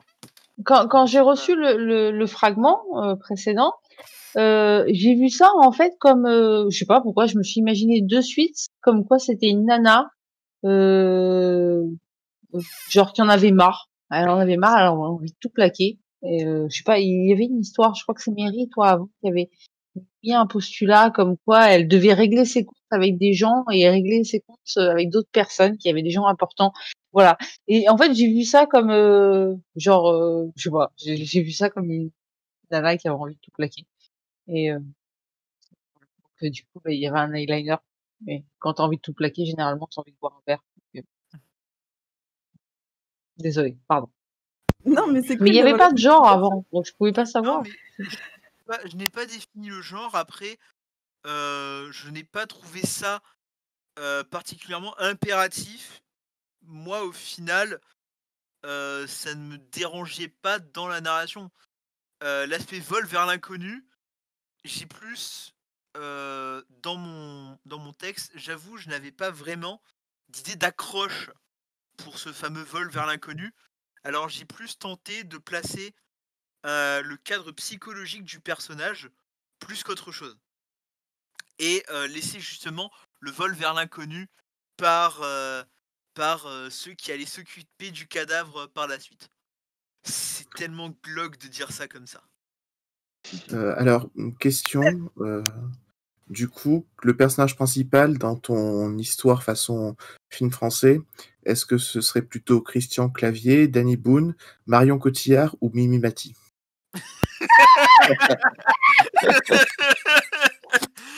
Je le voyais plus comme Franck Dubosc. Jean Néanmoins, Dujardin? Jean Dujardin, ouais, Ah un Jean ouais, Jean Dujardin Dujardin. vieux. Un Bah, c'est vieux pas Jean Dujardin. OSS 117, je sais plus quoi. OSS 117, C'est ça, ouais. Mais on y est Là, c'est totalement. parti dans ce sens-là. À la C'est fin, oui, pas au totalement début, je crois. parti en... c'est Jean Dujardin totalement en parti travelot, en- mais c'est parfait. Mais franchement, ça passe. Mais ça passe. Jean Ouais, Dujardin, non, en non, plus, j'en mais suis sûre qu'il kifferait le rôle. Je pense qu'on va Franchement, leur envoyer le vraiment. scénar, ça va leur plaire. d'accord, on envoie le scénar. Clairement, clairement. Clairement. Que les royalties soient reversées au club Calliope. Au moins, on n'a plus à payer les frais d'inscription. Voilà. Et on peut louer une villa tous les ans pour faire une semaine entière de jeu de rôle. Voilà, tout le monde prend une semaine entière et puis voilà. Une semaine de JDR non-stop avec Zab qui nous maîtrise les masses de Nyarlathotep non-stop pendant une semaine. Je sais que c'était faisable en une semaine. Bah, ça dépend, hein, si on épuise tous les persos, toutes les fiches perso que t'as créées, en 3 jours c'est réglé. Hein. Ouais, je pense pas. Même pas. Même pas. Voilà. Il ne me reste plus beaucoup de temps. J'espère qu'il m'en reste assez. J'y étais presque la dernière fois. Allez, il m'en faut juste assez pour faire un dernier saut. Ils sont déjà en train de tambouriner à la porte. Dans 1 minute, ils vont l'enfoncer. 2 partiront à droite et le 3e viendra droit sur moi. Depuis le temps, je sais parfaitement comment le gérer. La porte cède, c'est parti. J'espère qu'il y en aura assez, juste assez. La porte vole en éclats. Je ne veux pas être à la porte. Je ne veux pas voler en éclats. Je dois sauter. La dernière fois, j'ai failli voler en éclats. J'entends leurs pas derrière moi et je sais qu'ils voient l'éclat de mon vol. Je ne veux pas voler en éclats. Cette fois, tout va bien se passer. Je m'apprête à sauter. J'ai besoin d'un peu de temps, juste assez pour respirer. Je dois sauter, mais je ne sais pas voler. Je ne suis qu'un voleur. Toujours être en mouvement, ressentir la moindre vibration et bouger avec elle. Si je m'arrête, s'il me voit, c'est la fin. Il me traque. Ses pupilles balayent la pièce dans une danse chorégraphiée. Ce doit être un novice. La danse de ses iris est tellement prévisible. Droite, gauche, rotation circulaire, haut, bas. Il ne le sait pas, mais pour l'instant, son regard ne s'est pas posé sur le plafond. Je suis là, au-dessus de sa tête. Une erreur de sa part et je prendrai mon envol. Je le regarde pendant encore quelques secondes. Il se retourne encore, en amorçant même un mouvement pour partir. C'est le moment, en espérant qu'il ne change pas de pattern subitement. Je m'engouffre par la seule fenêtre à mon niveau. Dans ma précipitation, je fais une erreur de débutant. L'encablure de la fenêtre a déchiré un bout de mes vêtements. Il est novice, mais pas stupide. Il a sûrement entendu le tissu craquer. Je n'ose pas me retourner. Pour l'instant, je fonce dans le vide, me tenant prêt à déployer mes ailes pour prendre mon envol. Quel idiot, tout était pourtant parfaitement millimétré. Le gardien est un vrai débutant, sa ronde est toujours la même, tout se passe comme sur des roulettes et voilà que je fais cette erreur stupide. Je m'en veux terriblement. Mais l'heure n'est plus au camouflage, non. Maintenant, il faut courir, vite, sortir, car il est armé et moi non. J'ai toujours détesté les armes, mais là, je me dis que ça aurait pu être utile pour lui faire peur. Je cours comme un dératé et réagis à l'instinct à chaque croisement. Puis enfin, ça y est, l'air libre. Je peux enfin déployer mes ailes pour m'échapper, libre comme l'air. Je dévale l'escalier devant le bâtiment pour me donner de l'élan et je me propulse. Je bats frénétiquement des ailes pour m'élever au-dessus du sol sous le regard médusé des passants. Derrière, j'entends les hurlements du gardien. Je ne distingue pas les mots à cause du déplacement d'air, mais en revanche, je distingue clairement les coups de feu. L'adrénaline me submerge, mon regard se fixe sur une fenêtre ouverte de l'autre côté de la rue. Je file en ligne droite vers elle. Je tends irrationnellement les bras, comme si cela me permettait de l'atteindre plus vite. 5 mètres, 4 mètres, bouffée d'espoir, 3 mètres, 2 mètres. Choc soudain à l'épaule. Mon cerveau se fiche sous l'effet d'une décharge de douleur et de désespoir. Si proche, presque au bout des doigts. Je m'agrippe au bord de la fenêtre. Ça glisse. Un élan et le reste de mon corps se plaque contre le mur. Les tirs fusent et les impacts viennent se figer au-dessus de ma tête pendant que j'essaie vainement de ralentir ma chute. J'entends à peine le gardien hurler depuis l'immeuble derrière. Je bats frénétiquement des bras. Une corniche. Mes bras me font souffrir le martyre. J'encaisse. Hurlement de rage et d'espoir et je me hisse. Enfin de l'autre côté. Je reprends mon souffle. Pas le temps de tergiverser. Je reprends ma course. Je repense à ce saut tout en dévalant les escaliers. J'y étais presque. Un coup d'œil derrière moi dans le hall. Pas suivi. Le prochain. Oui, le prochain, j'y arriverai. Malgré les blessures, l'adrénaline me submerge toujours. Je sors de l'immeuble en pleine heure de pointe. Je reprends ma fuite. Je tourne à droite, traversant la grande avenue le plus vite possible. Je jette un dernier regard derrière moi. Ils sortent de l'immeuble où j'étais il y a un instant. Comment ont-ils fait pour me rattraper? Je croise son regard. M'a-t-il reconnu? Je me fonds dans la foule et je presse le pas. Petit à petit, je sens quelque chose couler le long de ma hanche gauche, ainsi qu'une douleur croissante. Ça colle, ça coule, ça tâche. Maintenant que l'adrénaline redescend, je me rends compte que l'un de mes poursuivants sait mieux se servir d'une arme à feu que les autres. Je jette un œil derrière moi. Ma vue se trouble. Je n'arrive plus à distinguer quoi que ce soit. Tant pis pour mes poursuivants, ma blessure est trop grave. Je ne vais pas pouvoir continuer beaucoup plus longtemps. J'ai juste besoin de faire un dernier saut et je serai tiré d'affaire. Il faut que j'aille une planque. Il y en a une non loin d'ici. J'entre dans la ruelle en espérant les avoir perdus dans la foule. J'ai perdu trop de sang, ma tête tourne et je n'arrive pratiquement plus à respirer. J'essaie de rassembler mes dernières forces. J'y suis presque. Mon corps me lâche. Il faut que je m'assoie. Juste quelques instants. Il ne me reste plus beaucoup de temps. Alors donc, je vais m'auto-interviewer. Alors, j'avais au tout début en tête deux choses. Déjà, je voulais quelque chose de très très punchy, très action, vu qu'on était parti sur un postulat de faire toujours que 5 lignes. Donc voilà, je voulais un scénario action. Donc j'ai fait d'où je suis parti sur des phases très très courtes. Et j'étais parti sur quelque chose avec une petite touche de fantastique, peut-être du voyage temporel, je ne savais pas exactement. J'ai essayé de glisser 2-3 éléments. Finalement, ce qui en est ressorti, c'est je n'ai pas assez de temps, mais sur le tout premier, mon premier paragraphe, on va dire que c'était un peu plus ouvert sur ce que recherchait mon personnage. Mais voilà. Lorsque j'ai reçu le dernier, j'ai vu qu'on était toujours dans l'action, donc j'étais plutôt content vu que c'était quand même ce que je cherchais à avoir. Et je suis arrivé, mon personnage était mal en point et je me suis dit c'est pas le moment pour le happy ending. Il a commencé en galère, il n'a pas réussi à finir sa quête. Donc j'ai fini sur une fin un petit peu plus sombre, un peu ouverte quand même. Et voilà. Au niveau de l'exercice en lui-même, j'ai été particulièrement frustré par le format de 5 lignes maximum. Parce que j'ai toujours essayé de donner un maximum d'informations de ce qu'on m'a donné dans les paragraphes d'avant. Donc ça représentait déjà à peu près 4 lignes sur les 5. Et du coup, j'ai souvent eu l'impression de contribuer assez peu au final au récit. Et c'est une légère frustration, mais ça restait quand même très très cool et j'ai beaucoup aimé faire ça. Alors, c'est pas vraiment une question, c'est une remarque. je trouve que ce texte est l'un de ceux où on sent le plus l'unité. Enfin, il y a vraiment un style fort et qui a pu perdurer jusqu'à la fin. Et du coup, il y a vraiment une ambiance qui, ben, qui est posée et une remarquable unité de l'ensemble. Je sais pas ce qu'en pensent les autres. C'est vrai que je l'ai trouvé très cohérent, surtout comparé au reste. Désolée. Je crois que je suis la seconde écrivaine sur cette histoire, il me semble Mérite bien. avec ton micro coupé. Plus Non. maintenant, c'est bon, on l'entend. Et en fait, quand moi j'ai reçu le premier, ça m'a tout de suite fait penser à Salinger. Par exemple, Attrape-cœur, avec ces phrases très très courtes, et j'ai vraiment tellement aimé le genre que j'ai voulu poursuivre là-dedans. Et je sais pas si c'était l'intention, mais du coup, ouais, j'ai surkiffé le style d'écriture.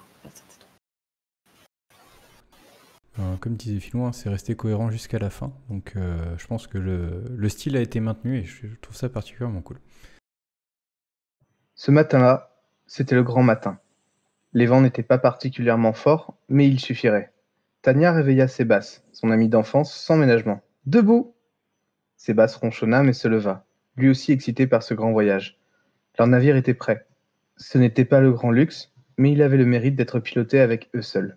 Après un rapide petit déjeuner, ils hissèrent les voiles solaires. Les moteurs s'activèrent. Tania s'écriait « Ça marche !» Leur petit navire, baptisé tout simplement Atlas, décolla.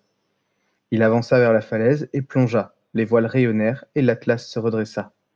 Ils quittèrent l'île flottante où leurs parents s'étaient écrasés jadis dans l'espoir de retrouver la civilisation. Voilà 6 jours. 6 fichus longs jours que Tania et Sébastien avaient hissé les voiles. Les particules lumineuses les alimentaient toujours, au moins leur moyen de locomotion semblait tenir la route. C'était déjà ça. Le reste, par contre, ils remontaient la piste de leurs parents comme ils le pouvaient, essayant de glaner des indices par-ci par-là. Le crash avait eu lieu il y a des années, et trouver des traces exploitables était un vrai défi. Quand soudain, un affleurement pointe à l'horizon. Sa forme ne laisse aucun doute, il n'est pas naturel. Enfin une trace de civilisation. Cela faisait bien longtemps que cela n'était pas arrivé. Sébastien anticipait une découverte majeure. Des gens vivaient là-bas qui avaient peut-être rencontré leurs parents. Mieux encore, leurs parents bien vivants au sein de cette communauté depuis toutes ces années. Tania le tempérait. Ce qu'il voyait au loin était trop régulier pour ne pas avoir été fabriqué, certes. Bâtiments, grands monuments, difficile à dire. Ils étaient encore loin et l'aube était encore timide. La lumière résiduelle qui nimbait les voiles de leur vaisseau leur permettait de voyager même de nuit sans l'alimentation des rayons du soleil, leur permettait d'y voir à bord presque comme en plein jour, mais n'éclairait les alentours que sur une faible distance. Quoi qu'il en soit, rien n'indiquait que ça soit habité, ni même que ça a été habité un jour. Tania n'espérait qu'une seule chose, que ce ne soit pas l'épave de leur vaisseau. C'était pourtant bien ce qu'ils cherchaient, mais elle n'était pas prête. Sébastien et Tania sortirent de leur vaisseau, vérifiant une dernière fois que les voiles étaient intactes et la coque non altérée par leur voyage. Une lumière bleu pâle, veilleuse rassurante, projetait une lumière diaphane à travers les hublots. Tout était en ordre. À l'extérieur, une brise légère vint rafraîchir leur visage dans l'aube naissante. Un profond soupir, à l'unisson, et ils engagèrent le pas vers les bâtisses qu'ils avaient repérées au loin. Sébastien était plein d'entrain, avide de curiosité. Tania, sur la réserve, cachait tant bien que mal son angoisse. Ils parcoururent les quelques lieues qui les séparaient de leur site d'atterrissage, puis firent halte à quelques encablures des bâtiments. L'architecture était surprenante, mi-organique, mi-métallique. À n'en pas douter, l'ensemble avait été réalisé à partir de l'épave d'un vaisseau. Tania appréhendait de se retrouver nez à nez avec ses parents. Elle sursauta, s'accrocha au bras de Sébastien. « Quelqu'un vient !» lança-t-elle. Alors qu'il lui plaquait la main sur la bouche, il l'entraîna dans le premier buisson. Ils se baissèrent afin d'échapper à la vue de l'homme à la démarche lourde. Il était grand, vêtu d'un amoncellement de métal et de peau de bête inconnue. Son visage était couvert de cicatrices cachées sous ses longs cheveux noirs. Les transperçant tel le soleil, ses yeux jaunes semblables à ceux des lynx étaient à l'affût. Les mêmes que Tania. Sa dernière croisa le regard de Sébastien. Il ne faisait aucun doute que cet homme était de sa famille. Mais ils ne furent pas assez rapides ou bien l'homme était trop habitué à la traque. Poussant un cri de rage, il se dirigea droit sur eux. Malgré la carrure imposante de l'homme, poussé par le désespoir, Sébastien abandonna Tania et se jeta sur son agresseur. Ce dernier saisit Sébastien par la gorge, le souleva à bout de bras et le projeta violemment au sol. Alors qu'il se faisait ruer de coups de pied, Tania restait figée. Elle ne pouvait détacher ses grands yeux jaunes de l'affrontement entre Sébastien et son frère. De désespoir, Tania se laissa tomber à genoux. Devant elle, son frère saisit de nouveau Sébastien par le cou et le souleva lentement. Le visage de son ami était déformé par les coups de pied qu'il venait de recevoir. Mais Tania eut juste le temps de voir Sébastien lui faire un bref sourire avant que le chasseur sorte son couteau et éventre dans la longueur le pauvre homme, avant de le laisser tomber comme une loque. Tania voulut hurler, mais aucun son ne parvint à sortir de sa bouche.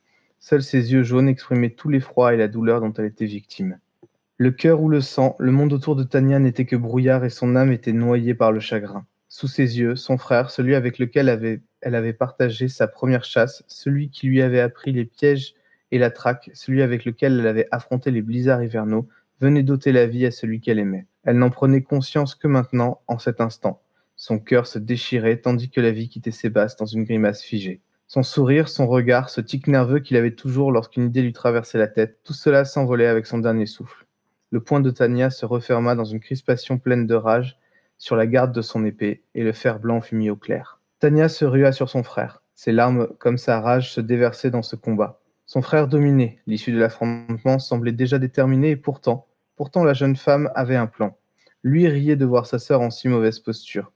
Il la pensait aveuglée par la colère. Mais elle n'avait jamais vu aussi clair qu'à ce moment précis. Elle avait guidé le combat pour se retrouver là où restait l'arme de Sébastien. D'un mouvement de pied, elle fit voler l'arme, déconcentrant son frère pendant une seconde. La seconde. Tania enfonça la lame de son épée dans la gorge de son opposant, aussi surpris que meurtri. Il déglutit quelque chose d'inaudible auquel Tania ne prêta pas attention. Elle avait gagné son combat, et avec lui la fortune et les entreprises de la famille. Elle vendit tout, après les obsèques organisées pour son bien-aimé. Avec l'argent, elle se construisit un navire incroyable qui la porterait dans les airs à jamais. Elle reprit les courants aériens, toute voile solaire dehors, pour découvrir tous les mystères du monde, presque seule, avec son équipage et son nouveau navire, baptisé Sébastien.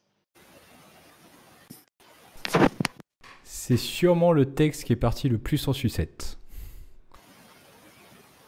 Je pense aussi. Et je suis particulièrement étonné par la conclusion qui lui a été apportée, qui apporte une touche de... qui continue dans ce virage, on ne sait pas trop. Je suis tellement désolée pour Sébastien. C'est ma faute. Hein. Je suis coupable. Je suis désolée. Je suis désolée. Je suis désolé pour la découverte de l'homme de sa famille. Même si j'avais pas prévu qu'il fracasse tout le monde. Non mais enfin c'est vrai que celui il a changé 10 fois de style en cours de route, ce pauvre récit. Donc au final c'est peut-être celui qui ressemble le plus à un cadavre exquis. Bah, c'est-à-dire que si c'était lui qu'on avait découvert en premier, avec lequel on aurait fait la première lecture, c'est vrai que tous, on ne se serait pas plaint de la tournure des événements de notre... Voilà. Mais on ne s'est pas plaint, on a juste remarqué que... Ouais, mais alors là... Là, si Silvio était là, il aurait le droit de dire « Putain, qu'est-ce que vous avez fait, bordel ?» Et on l'accepterait tous. Mais je maintiens que même à la fin, il a continué dans notre lancée en faisant une fois qui... Pourquoi ? Mais bon. On ne le saura pas vu que malheureusement il n'est pas parmi nous ce soir. 31 janvier 2020, 23h50. Je suis impatient et anxieux aussi. Jamais je n'aurais cru monter dans un tel engin de toute ma vie. Et pourtant, me voici, attendant l'heure fatidique pour appuyer sur le gros bouton rouge du tableau de bord. C'est tellement cliché, le bouton rouge. Et aussi fort à propos. Les minutes défilent, stressé, j'éponge une goutte de sueur sur mon front. 31 décembre 2020, 23h59. Je jette un dernier regard sur la terre dévastée et nauséabonde que je m'apprête à laisser définitivement, je pense, derrière moi. 1er janvier 2022, minuit 00, 1 seconde. J'appuie sur le bouton. Ça y est, c'est parti. Au revoir. Ah, et bonne année aussi. Avec des gestes rendus lourds par l'accélération, je saisis une bouteille que j'avais calée au sol, près de la console de pilotage. Récupérée dans les gravats d'une épicerie. Un miracle que personne ne l'ait piqué avant. Un signe peut-être.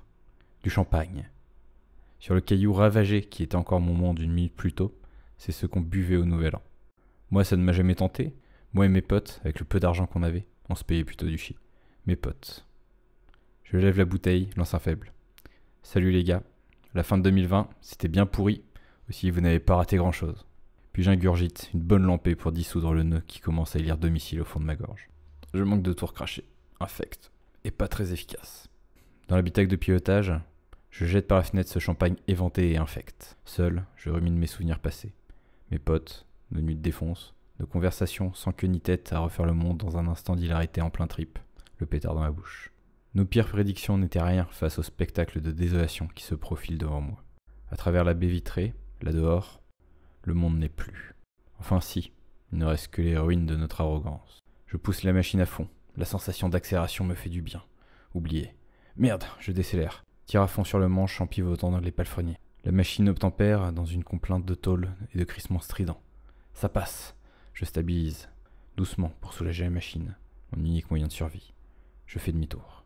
Un immeuble encore debout. Incroyable. Il se dresse devant moi. Le doute, l'angoisse m'envahit. Une insatiable curiosité aussi. J'atterris non loin de ce géant de béton et d'acier, venu d'un autre âge. Sa peau, brûlée par le soleil, était recouverte sur plusieurs mètres par des ronces et des lierres. Du haut de ces 50 mètres, ce sont des centaines d'années qui me contemplaient.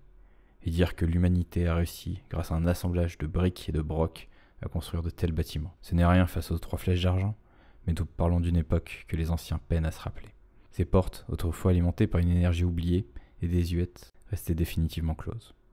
Cependant, les vitres sont faciles à briser, et d'un coup de crosse, elles s'effondrent. Me voici dans un territoire inconnu, et sûrement plus effrayant que l'extérieur. Mais quelque chose m'appelle au sein de cet immeuble. Je pénétre à l'intérieur, brisant le verre, de ce qui fut sûrement autrefois une porte coulissante. Le lieu était froid et sombre, comme si ceux qui avaient bâti cet immeuble ignoraient que le soleil offre de la lumière et de la chaleur. Malgré tout, il fallait bien avouer que la construction avait résisté aux outrages du temps. Je gravis les marches avec prudence, en regardant avec attention tout autour de moi. Il ne faudrait pas que je passe à côté de ce qui m'a fait venir ici. À mesure que je gravissais les escaliers, mes yeux s'habituaient à l'obscurité.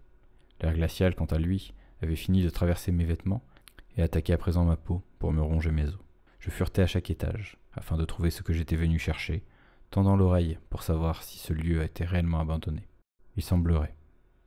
Me voilà arrivé dans un couloir, en face de moi se trouve la porte, je lis 7H. L'appartement 7H, peut-être que c'est ça. Un plop, plop, cristallin résonnait à l'étage, quelque part au loin. Le 7H sur la porte qui me faisait face devait être autrefois rutilant. Aujourd'hui, il portait les traces d'une oxydation verdâtre bulbeuse. Je frappais. La sonnette, sur le côté, était, semble-t-il, depuis bien longtemps hors service. Un fil dénué pendait mollement sous une étiquette écrite à la main, où l'on pouvait lire « Jan Dixon, médium ». J'attendis quelques instants, puis un froissement de tissu et le bruit sourd de talons sur la moquette se firent entendre de l'autre côté. La porte s'ouvrit et une femme au brushing impeccable dans un tailleur blanc immaculé, ongles manucurés, lèvres carmin, douce odeur de bergamote se dessina dans l'encadrement. Je la regardais de haut en bas. Impolie certes, mais ma surprise avait pris le pas sur mes bonnes manières. Elle me demanda ce que je voulais. Cela me fit reprendre mes esprits. Je répondais alors un mot. Elle est où, Jan ?» La femme rigolait un grand coup et m'attrapa le bras. Elle m'entraîna à l'intérieur de l'appartement. C'était plus grand que ce à quoi je m'attendais. Elle me poussa dans une des chambres en me disant de ne pas m'inquiéter, que Jeanne allait arriver. Je m'assis alors dans une petite chaise en bois et paille qui était là, et j'attendis. 31 décembre 2020, 23h50. Cela fait presque un an que je suis parti, à quelques minutes près. Cela fait presque un an que j'ai quitté la terre dévastée qui me servait de pays pour aspirer à une vie meilleure ailleurs. Cela fait presque un an que j'avais commencé cette aventure passionnante qui m'a trimballé d'un endroit à l'autre. Et tout ça pourquoi ? Terminé dans une chambre en attendant une femme rencontrée en cours de route, Jeanne. J'espère qu'elle viendra. 31 décembre 2022, 23h59. Mais que fait-elle ? Ces minutes sont longues, interminables même. 1er janvier 2023, minuit 00, 1 seconde. Elle est entrée sans frapper, un sourire aux lèvres. Je suis soulagé. Finalement, ce changement de vie, c'est pas mal. Ah, et bonne année. Et c'était donc notre dernier cadavre esquis. Alors je me pose la question, lequel est le plus parti en cacahuète entre celui à Silvio, donc celui qu'on a écouté juste avant celui-là, et celui-là. Bah, celui-ci, on va dire, il a deux parties. Il a tout le début qui est très, très post-apo, et la deuxième partie où il est dans l'immeuble. Enfin, qui Ouais, change de thème, on va dire. on a Pardon. du 2020, du 2022, du 2021, du 2023, c'est Ouais, par mais ça, c'est pas tous grand-chose. les sens Non, non, temporels. c'est pas grand-chose. Le reste reste cohérent, en fait. Ça, c'est juste un détail au niveau des dates. J'ai peut-être trop bouffé de Cadavrexki, mais je le trouve plutôt cohérent, en fait. Vraiment, hein, dans le fond, la forme, c'est plutôt juste. Si je peux me permettre un commentaire sur ce cadavre, parce que moi je trouve que c'est celui. Alors, l'info est pas là pour valider ou invalider le ressenti, mais quand je l'ai lu, ça transparaît moins en audio, mais je trouve que quand je l'ai lu, sa conclusion est celle où où transparaît le plus la déception de l'auteur d'origine. Je m'explique. Il a commencé par un postulat, genre, on donne une date, on donne une heure, bim, il se passe ça. Voilà. Et à la fin, il revient à cette date et à cette heure, et même, je crois que dans les mots, je me rappelle plus exactement, mais dans les mots, il dit comment j'ai fait pour en arriver là. Et je sais pas, enfin, quand il écrit ces mots, j'ai vraiment l'impression que c'est pas le personnage qui pose la question et que c'est l'auteur qui pose la question. Et c'est un choix. Je sais pas. Moi, Ok. ça me semblait assez cohérent avec ce qui avait été mis avant, donc je pourrais pas dire. Ah, moi non, justement, je suis assez d'accord. Du coup, je rejoins un peu Nam. C'est vrai que la fin, la conclusion fait très conclusion et pas continuité. Mais quelque part, j'ai peut-être un peu fait la même, et pourtant, c'était pas de la déception, Nam. C'est de la confusion, tu vois. Ouais. Et tu sais pas, en fait, tu sais pas où est-ce que c'est parti. Non, oui. Au départ, tu pars, et puis au finalement, tu restes dans une salle d'attente. Tu sais pas comment t'en es arrivé là. Et du coup, l'auteur dit, je sais pas comment j'y arrivé là. Mais c'est un choix. Et après, c'est Philou qui nous avait mis la règle, justement, qu'on finisse soi-même son cadavre exquis. Du coup, il y a l'auteur aussi qui signe quelque part son truc. Et je pense que c'est le jeu qui veut ça. Mais enfin, je comprends. Et c'est vrai, je suis totalement d'accord avec toi. On le sent que c'est l'auteur qui parle vraiment dans ce dernier chapitre, plus que le personnage. Et à la fois, c'est vrai que l'histoire, elle est compliquée à finir aussi.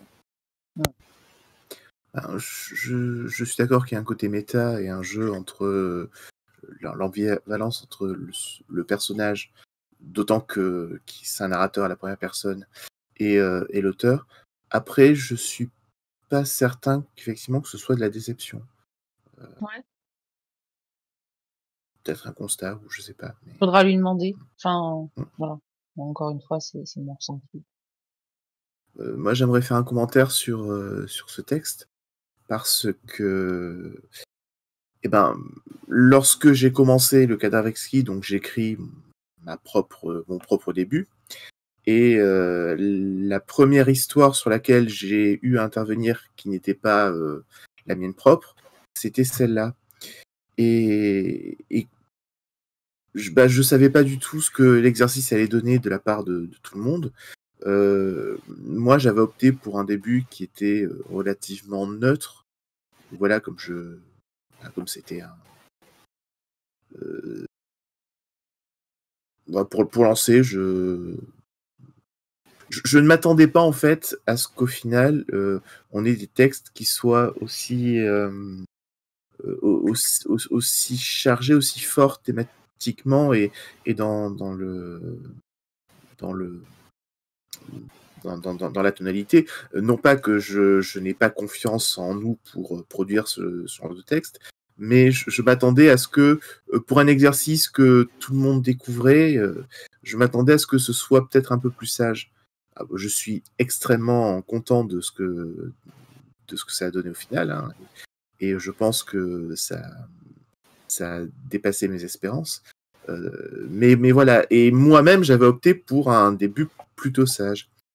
Et le premier texte que je reçois dans ma boîte aux lettres, c'est son début à lui, qui est un truc post-apo et un truc assez noir. Et du coup, c'est là que j'ai pris conscience que que voilà, il y avait des moyens de faire des choix narratifs et stylistiques assez tranchés, assez audacieux. Et ouais, ça m'a donné un peu confiance dans cet exercice. Alors du coup, je veux rebondir juste là-dessus. Ouais. Étant donné que ton premier texte, c'était des gens qui partaient en fusée et que ce premier texte que tu as reçu, c'était des gens qui partaient en fusée, est-ce que tu t'attendais à ce qu'il y ait une fusée dans le troisième? Non. Enfin, je m'étais pas posé la question, mais non, je m'attendais pas spécialement à ce que ce soit des gens qui partent en fusée. Effectivement, je me suis fait la réflexion que mon texte et le sien avaient une prémisse similaire, mais en même temps, l'ambiance était tellement différente, le décor et le parti pris étaient tellement différents que j'ai pas eu une impression de redite.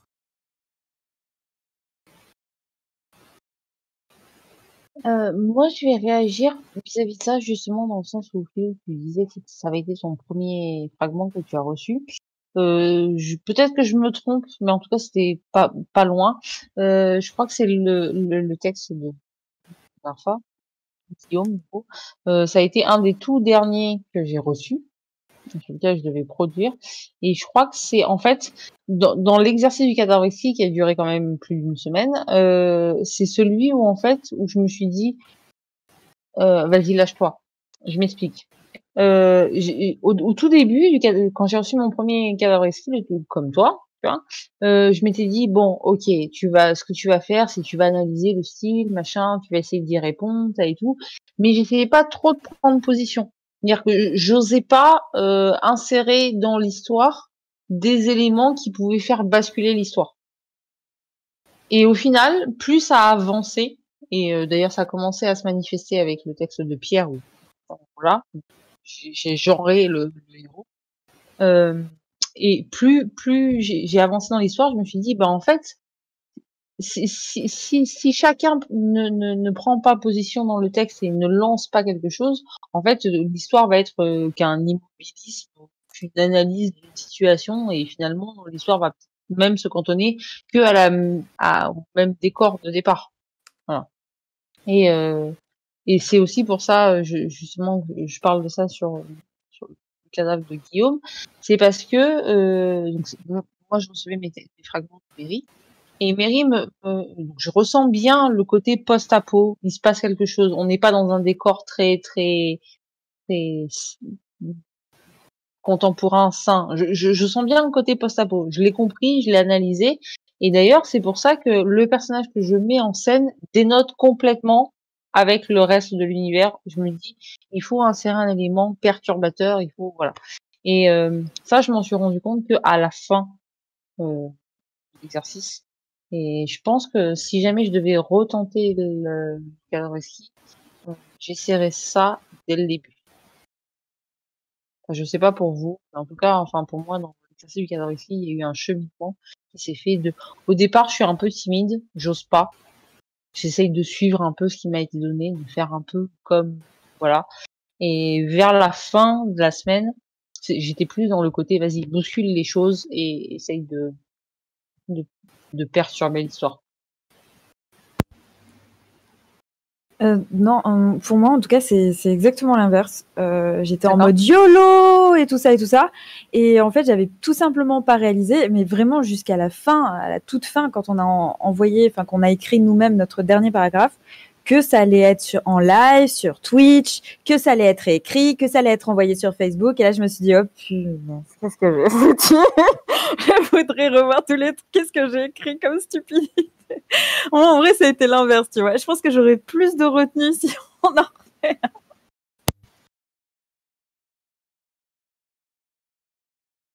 Alors non, c'est bien. Enfin, il fallait pas avoir de retenue.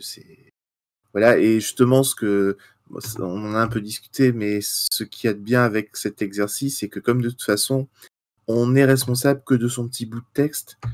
Si on avait eu, au lieu d'avoir juste le texte précédent, si on avait eu tous les textes précédents, ben celui qui arrive en avant-dernier, et ben il a toute la continuité de l'ensemble en charge, et du coup il y a une responsabilité qui empêche le lâcher prise. Là, de toute façon, comme on n'a pas d'éléments,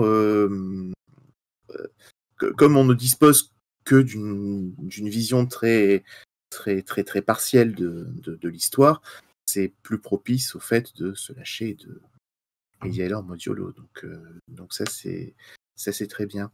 Pour rebondir sur ce que disait Nam, moi ça a vraiment dépendu. Il y a des textes, je pense pas que l'avoir plus fait au début ou à la fin, mais autant il y a des textes où ce que je recevais, il y avait ça appelait une suite logique entre guillemets, où voilà, je déroulais l'histoire et ça me conduisait naturellement à écrire telle suite, et je le faisais, et du coup je restais dans les rails, en tout cas les rails que j'avais l'impression d'avoir vu poser. On peut se tromper, puisqu'on peut avoir l'impression qu'une histoire va dans un sens, alors en fait pas du tout. Mais on a une vision, une interprétation personnelle de ce que dit avant. Et par contre, il y a certains textes, et en particulier les textes où j'avais beaucoup de mal à voir les prémices, à voir comment la situation avait pu en arriver là, et du coup quel était le sens logique de la suite de l'histoire. Typiquement, celui qui me vient en tête, c'est celui de Mary, où j'avais aucune idée de ce que ce gars était venu faire dans ce cinéma. Voilà, et je savais juste qu'il y a la rue, et la rue était dangereuse, mais c'est tout. J'avais aucune idée de ce qu'il était venu faire. Apparemment, il n'était pas là pour voir le film, mais voilà. Et c'est là que j'ai, je pense que c'est peut-être l'histoire où j'ai rajouté le plus un élément perturbateur, en l'occurrence la fameuse boule. Toi C'était toi la boule. C'était moi, oui, c'était moi la boule. J'ai juste dit qu'il y avait une boule et qu'elle était un peu chelou. Après, ce qui en a été fait, voilà. Mais oui, donc il y a certains textes où j'ai un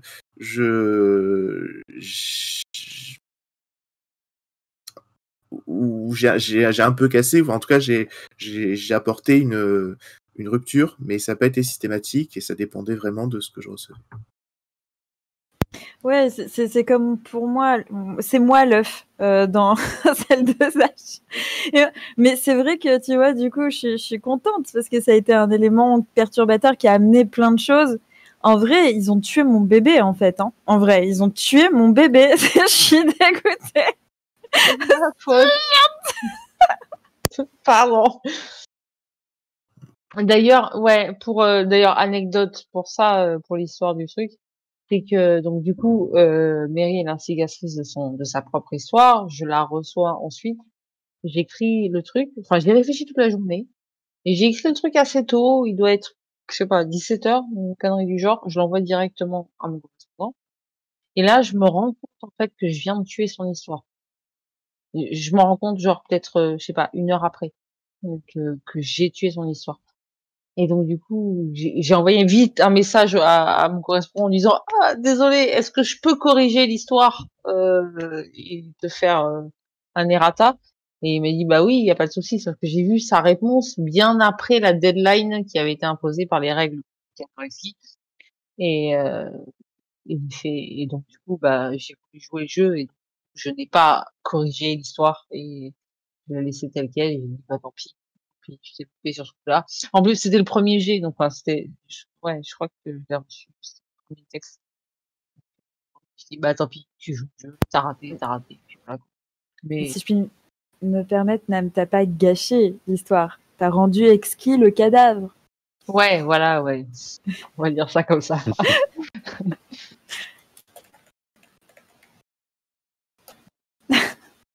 Je sais pas pour vous d'ailleurs, c'est une question que je pose à tout le monde. Est-ce que quand vous receviez un fragment, est-ce que vous y réfléchissiez toute la journée à quelle allait être votre réponse, ou est-ce que vous y réfléchissiez que au moment de la deadline qui arrivait et où vous vous mettiez à écrire vraiment? Moi, j'avais mon petit rituel de... J'attendais le matin parce que de toute façon, Pierre me l'envoyait pas à l'heure. Et donc voilà, c'est une fois mon café du matin fini, je lisais le texte, j'y réfléchissais un peu et généralement c'était fini, c'était bouclé avant midi. D'accord. Je me suis fait Euh, taper. Ah, vas-y. Bon non, j'ai juste rebondi sur ce que tu avais dit précédemment. Pour ma part, il n'y avait pas vraiment de maturation. Je lisais le texte que je recevais, je le lisais au moment où je le recevais. Ça a été en général le soir et parfois je ne l'ai découvert que le lendemain matin. Donc je le lisais une fois, je laissais passer la journée, j'y réfléchissais pas trop. Je pense qu'il y avait, il y a une part de maturation, mais j'ai pas passé la journée à me dire est-ce que je vais écrire ça ou ça. Voilà, c'est juste, voilà, je laissais décanter et j'écrivais le soir. En général, j'écrivais le soir juste avant d'envoyer le texte. Donc vers 19-20 heures. Un petit peu pareil pour ma part, j'y consacrais 1 heure à peu près, entre la lecture du texte. Alors, ma première lecture du texte, du fragment que je recevais, je la lisais à l'instant où je la recevais. Et après, je m'y remettais sans y avoir trop pensé. Je m'y remettais environ 1 heure avant de rendre le texte. Et j'y travaillais, ouais. En général, j'y consacrais ça à 1 heure complète, quoi. De la lecture au rendu suivant.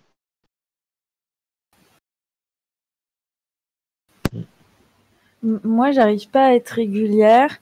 Donc, par contre, j'ai toujours la curiosité de lire le plus rapidement possible ce qui m'arrive. Donc, ça, c'était dès que Romain me l'envoyait.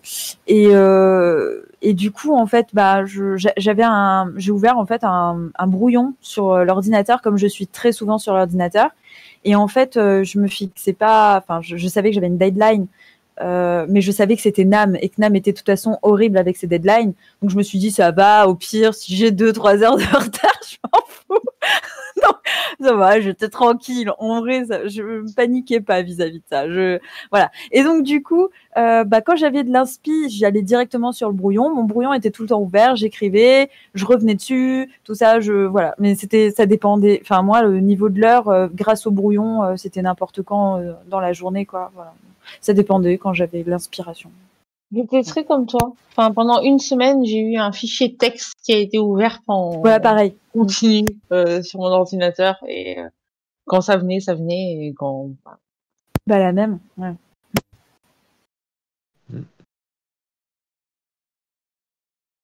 Ok. Moi, j'ai une question pour Damien. Eh ben ouais. Écoute, au final, on a tous donné nos ressentis parce qu'on y a participé. Maintenant que toi, t'as écouté, tu nous as écouté dire nos propres ressentis, t'en penses quoi? En général, j'ai apprécié. Je suis très étonné par le développement de certains trucs qui partent n'importe où. Mais je suis également impressionné par certains qui réussissent à garder des cohérences soit de thème, soit d'histoire. Est-ce que du coup, ça t'a donné envie pour la fois suivante? Oui, mais pas assez. D'accord. Est-ce que quelqu'un a quelque chose à ajouter? Ou est-ce qu'on boucle là pour ce soir? J'aurais une chose à ajouter. Un gros merci à Philou pour cette idée qui a été vraiment tip top. Et un hackant à la suite. Voire même faire, j'avais juste lancé l'idée comme ça. C'est sûrement une mauvaise idée parce que j'ai pas tout le temps des bonnes idées. J'ai même plutôt des mauvaises idées. Un cadavreski inversé où on commence par la fin et on remonte petit à petit. Mais je pense que c'est une mauvaise idée. T'as raison, c'est une mauvaise idée. Voilà. Allez, bisous. Alors Mais moi, par quoi, contre, enfin, j'ai une autre idée. Je trouve ça super. Enfin, moi, je serais plutôt. Enfin, on proposerait l'exercice, je serais plutôt tentée. Par contre, je trouve ça extrêmement difficile. C'est Enfin, pas je suffisamment difficile déjà comme ça, là. Vous voulez rajouter moi, je suis pas niveau 100 en cadavreski, hein. Désolé, hein. Je reste dans la cour des petits. Hein.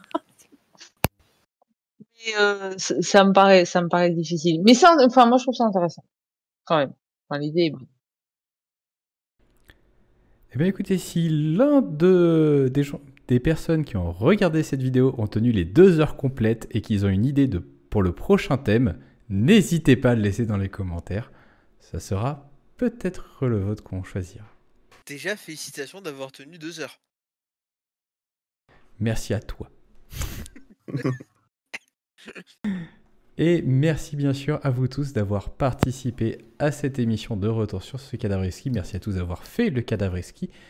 Et je vous dis à la semaine prochaine pour un épisode spécial de Lancer Critique qu'il ne sera à pas manquer. Tout de suite. Ciao, ciao. Bye bye. Bye. Ciao, ciao.